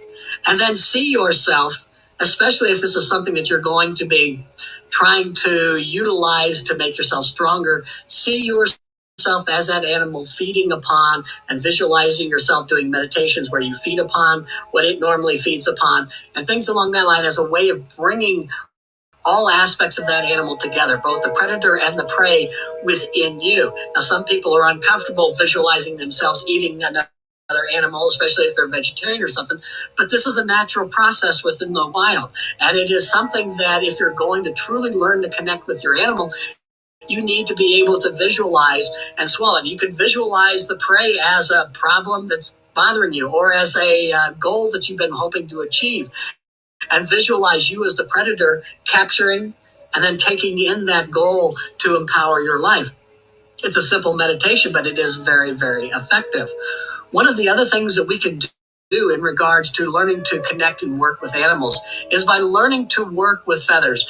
One of the most common questions that I get asked a lot is, what about feathers and how do I use them? Now, humans have always celebrated and marveled at the wonder of feathers. Of all the animals, birds are considered the most accessible to us, and in many traditions, they were considered our true brethren because they walked around like humans on 2 feet. But they were also always the messengers. Birds move from the earth to the sky, from the sky to the earth. So they were always considered very, very intimate messengers for us and for what is going on. People collect their feathers. People utilize their feathers. We can imitate the way birds move, holding their feathers in our hands as a way of connecting. Now, it needs to be said here that you do not need a hawk feather to connect with hawks. You do not need an owl feather to connect with owl. You do not need an eagle feather to connect with eagle. Any feather can connect you with any member of the bird kingdom. And be aware, too, that when it comes to birds of prey and other endangered birds as well, most migratory birds in the United States, it's illegal to possess feathers or parts of them without state and federal permits. And depending upon the state, it can be a large fine as well as imprisonment. So you don't need, though, to have a hawk feather to connect with hawks. You can use a simple chicken feather, paint it, dye it as a way to look like that of the bird. And it's a way of connecting into, because in that creative process, you're focusing on that hawk. For example, the whole time that you are dyeing and painting and coloring that feather, and that whole time you're doing that, you're connecting with that hawk's energy, and that empowers the feather. One of the greatest things that you can do when you're walking in the woods is to make a wish with your feathers. And that's if you come across a feather, take it and use it like a prayer stick, as many of the Native American traditions did. Hold the feather in your hand, close your eyes, focus on it a little bit, meditate, make a wish, and then stick it upright in the grass. The idea is once the wind takes it and moves it away, it's taken your wish out to be fulfilled. It's a simple process. It's also very, very powerful visualization that can help you to connect with the bird kingdom a little bit better. Feathers have great power associated with them. They have been used in most healing rituals. They are used as aura dusters, as a way of sweeping out the negative energy, of bringing in new energy, as a way of helping you to transfer and sweep out headache. One of the things that you can do if you have a couple feathers and you have a headache, just hold one on each temple for about 2 minutes and breathe slowly, and the headache will dissipate. It's a wonderful way of being able to use it. But you have to keep in mind that any feather can work in line with utilizing feather magic. Most birds are designed for lightness and for having hollow bones, and the feathers are what insulate them. And if you can identify what the kind of feather is it a flight feather? Is it a down feather? Is it what is called a contour feather, which is what we mostly consider the feathers that we see sold at stores or contour? They help the air when they're flying to move over the contour of the body so that they are less restricted. These kinds of feathers will tell us different things about how we can work with that animal. If we find that feather is a wing feather or something associated with the wing, which makes it a flight feather, this is a feather that can help us in meditation, in new flights of vision. It can open us in new travels into our area and can be very protective for us. That down feathers help to insulate us. The down is underneath the larger feathers, and it's what helps to insulate the bird and protect it from cold weather, inclement kinds of things that are going on. They are closest to the skin of the bird itself, and so they help to insulate and protect. So if we're needing insulation and protection, you can even go to a hobby shop and they will sell you bags of down feathers, and you can use them and hold them, and they're very soothing to emotional conditions. The thing to keep in mind, though, that if you start using feathers, you need to preen them regularly. If you watch birds, they're constantly preening their feathers and they're spreading oil and keeping them. And you need to take time to meditate with that feather and constantly be running your fingers over it. It helps to transfer oils. It helps to keep it clean. It helps to keep that energy of that feather a little bit more alive, a little bit more powerful for you. Birds often gift us with feathers. It's a reminder of their protection. It's a reminder that they're to help us in our travels. It's a reminder that they are there as messengers if we open up to it. So we want to pay attention to those feathers that we find as we're walking through nature, because they are considered gifts. And if we honor them, again, we are honoring the bird that it came from, and it helps to establish that relationship. We connect with one aspect of nature, we connect with all aspects. So it heightens our connections with the bird, but it also helps us to recognize that there are things that we can also do to invite the birds and their messengers and their protective energy into our life. Just put out bird feeders, set up a water station, build nest boxes, make a bird garden, and then honor your guests when they do give you these feathers. People often talk about birds that fly into their window and kill themselves and things like this. One of the ways in which we can honor them is to put up things in our windows so that they don't see their reflection. Because what they're seeing is a reflection of either another bird or what looks to be the skyline, and they think that they're flying right on through. And so we can hang things that cast shadows, that create movement in the windows, and that's a way of honoring and protecting birds from flying into it. So the more we invite the birds in, the stronger their magic becomes, the more messages we start to get from them, the more protective we are. Birds are very good for alerting when intruders are in. Crows especially are very, very good for this. They will start calling if there's an intruder in the area or something out of the ordinary, and they will let us know of that. And so once we start creating an environment that is compatible for birds, through such simple things as putting out water feeders and seeds and things like that, we start getting aware of new things coming into our environment. They start communicating to us a little bit more effectively. It's not unusual, especially during migratory times of the year, which are usually spring and fall, that we seem to find more feathers at those particular times. And that's because there's a natural rhythm to things coming and going within nature. And that's a natural rhythm that is for us as well, a coming or going. We've kind of created artificial rhythms within society. But it's not unusual for people to find, maybe like geese feathers, because they do these tremendous migration. And of course, you will find feathers associated with it. Geese are birds of the marshlands and wetlands. Marshlands and wetlands, as I said earlier, are areas of decomposition, of breaking down of old growth to the new growth. And so you've got a bird that is there that helps you to make journeys through old growth and new growth, and can help ease that process of moving from one aspect of our life and the breaking down and moving into a new area of our life, and can help us with that transitional process a little bit more effectively. Once we start learning to imitate the movement of the animal, and we really start to awaken it in our waking time, it triggers a response in our dream time, to where we begin to see the animal in our dream time. We may even see ourselves as the animal in our dream time. So we start to connect the dream time with the waking time. They become much more linked together, and that's something that is considered, as so often is in our modern society, the dream time being just a nighttime recreation or relaxation. It becomes a time in which powerful and magical and spiritual things begin to occur very dynamically for us. And it's something that we sometimes forget, because this was a time that was revered and honored as much as the waking time in most traditions. In China, they tell this story about this young girl by the name of Chen. And Chen Ho, as a young girl, used to have extremely vivid dreams, and she loved to go around and tell everybody about all the wondrous things that she would experience in her nighttime visions and her nighttime dreams.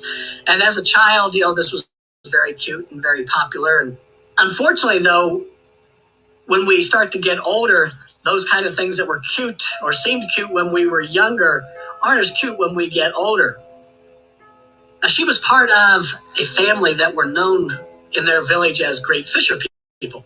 And their father and her brothers would go out for days at a time fishing and bring home their catch. And while they were gone, she would always walk the shores and would talk with her mother, and her mother would often delight her with all these tales of the sea and things along this line. As she grew older, though, her dreams became more vivid, and many times she was sure that she was experiencing what she was dreaming. She would dream of flying and swimming and seeing people she knew and even people that she did not. She would wake up sometimes and find seaweed and the covers wet, smelling like the sea as if she'd been actually swimming in it. And this began to worry her mother and others. And Tian Ho became more and more aware that the veils that separated the sleep time and the dream time were becoming very, very thin. And one night, while her father and her brothers were away on a long fishing trip, Chen Ho lay on her mat sleeping, and her breath became very, very irregular. And she seemed to gasp in her sleep and began to moan and cry, and her mother awoke at all these sounds that she was making. And she saw the tears and the pain on her daughter's face as she tried to awaken her. And she kept bathing Tian Ho's brow and face with cool water and rubbed her hand and her head and kept speaking softly to her to try and awaken her, but she wouldn't awaken. And the mother began to cry softly, just desperate to save her daughter from whatever this bad dream was. And Tian Ho felt her mother's tears and woke up. And when she woke up, she opened her eyes and she repeatedly whispered, "I should have stayed longer. I should have stayed longer." And her mother hugged her tightly and just rocked her until she went back into a peaceful sleep. And in the morning, nothing was ever said of it. Neither one spoke of it as if it had been forgotten. Another week passed, and her father and brothers returned from the sea. And they came running up from the boat, running to their home. But one of the brothers was missing. And the father began to tell of a very, very powerful, violent storm that arose while they were out at sea, and how as the wind roared and the lightning flashed, the waves began to get stronger and began to wash them all over the boat. And the brothers began to speak, and each in turn told how they saw Chen Ho fly out of the sky down into the water and pull each of them out in turn, returning them to the boat, saving their life. But the last brother didn't make it. And Chen Ho stood there, and tears ran down her face. And she whispered, "I should have stayed longer." And her mother went white, realizing what had happened and how she had brought her daughter out of the sleep at the wrong time. And then one night it happened again. And Chen Ho began to cry in her sleep, and her breathing got irregular. And the brother and fathers went to wake her, but the mother told them not to. And they let it just play itself out until she slept peacefully. And as time passed, those who fished these islands began to tell stories of a young woman who flew from the skies and would pull them from raging waters. And these times began to occur around the same time that Chen Ho was having these dreams. And they soon realized that it was Chen Ho, through her dreams, who was working to help save these people. She had shifted so that she was able to become lucid in the dreams and become whatever she needed to become in the dreams to do what was necessary. When we begin to work with shape-shifting, our dreams become more lucid, more vivid, more colorful, and especially when we're working with the animals, we begin to see those animals more as companions in our life, as being part of us. We may even see ourselves as part human, part animal. And that's an indication that its qualities and its medicine is truly coming to life within you. And the veils that separate the dream world from the waking world, and the veils that separate what we once considered reality and what is truly reality, starting to come together and empowering us. And it begins simply with just recognizing that something as simple as imitating the way an animal walks will trigger a corresponding response within our own body. And that animal then begins to become a true medicine, a true power. And we begin to live between the physical and the spiritual. We find that we can adapt and change our energies according to whatever the circumstances. We can mold our environment. We can create what we desire. We can become whatever we dream. We live the dream time while awake. And it's our animal totems and animal guides and guardians that help us with this. Nature is talking to us all the time. And we come into this life with a resonance to certain aspects of the natural world. Certain animals, just as we encounter certain people that trigger epiphanies within our life or trigger responses, there are aspects to the natural world that we encounter as well. Certain animals that we resonate with. Certain animals that will empower us, that will help us to bridge the waking and the dreaming, that will help us to be able to work more effectively in expressing our truest potential. Nature is talking to us all the time. We've just forgotten how to listen. Nature is still the one true realm of magic available to each of us. It is a place of miracles and wonders. Every day there is metamorphosis going on. There is life, death, and rebirth. There is dancing going on. There is joy. There is blooming. There is blossoming. There is transformation. There are clues on how best to accomplish anything that we are hoping to accomplish within our life. And it's all within the natural world. And when we start paying attention to it again, and it's as simple as paying attention to those animals that show up within our life, then that part of us that is so connected, that is such a part on a very dynamic, intimate level with the natural world, starts to awaken more fully. Our senses become alive. People often ask me why I push being out in nature. And when I teach development classes on how to develop your intuition, or I'm teaching anything on healing or anything of the metaphysical world, I teach people first and foremost to spend time in nature. Because just being out around things that are green and growing is going to be balancing, it's going to be healing. It stimulates the intuition in a very balanced manner, so we become more perceptive. We become more psychic. When we learn to connect with those animals that show up in our life, we open up to other dimensions. We begin to recognize that we are not limited to just communication between human to human, but we can communicate with other forms of life much more powerfully, much more dynamically than what we may have ever imagined. This is the stuff that our tales and our myths remind us of. They are what teach us constantly about what is going on, how to do the things that we need to do, how to be more effective within life. Sometimes people think that I push being out in nature too much. But I think especially within our modern world, it's so easy to get wrapped up just trying to deal with our day-to-day obligations and our responsibilities that we forget that we can starve as much from a lack of wonder as we can from a lack of food. And animals and nature keep that wonder alive within us. And nature is talking to us all the time. We just have to let go and begin listening once more. Chief Dan George once said that if you talk to the animals, they will talk with you, and you will know each other. But if you do not talk with them, you will not know them. And what we don't know, we fear. And what we fear, we destroy. Nature is talking to us all the time. Those animals that come to us are our brothers, our sisters, our guardians, our friends, our protectors, our allies. They're our totems. They are reflections of aspects of our spirit, of our soul. They are a part of us.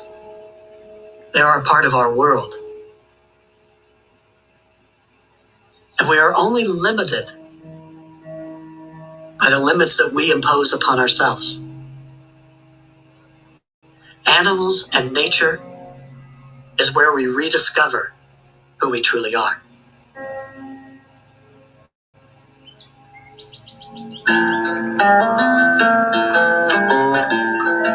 Thank you all so much for joining me for this workshop.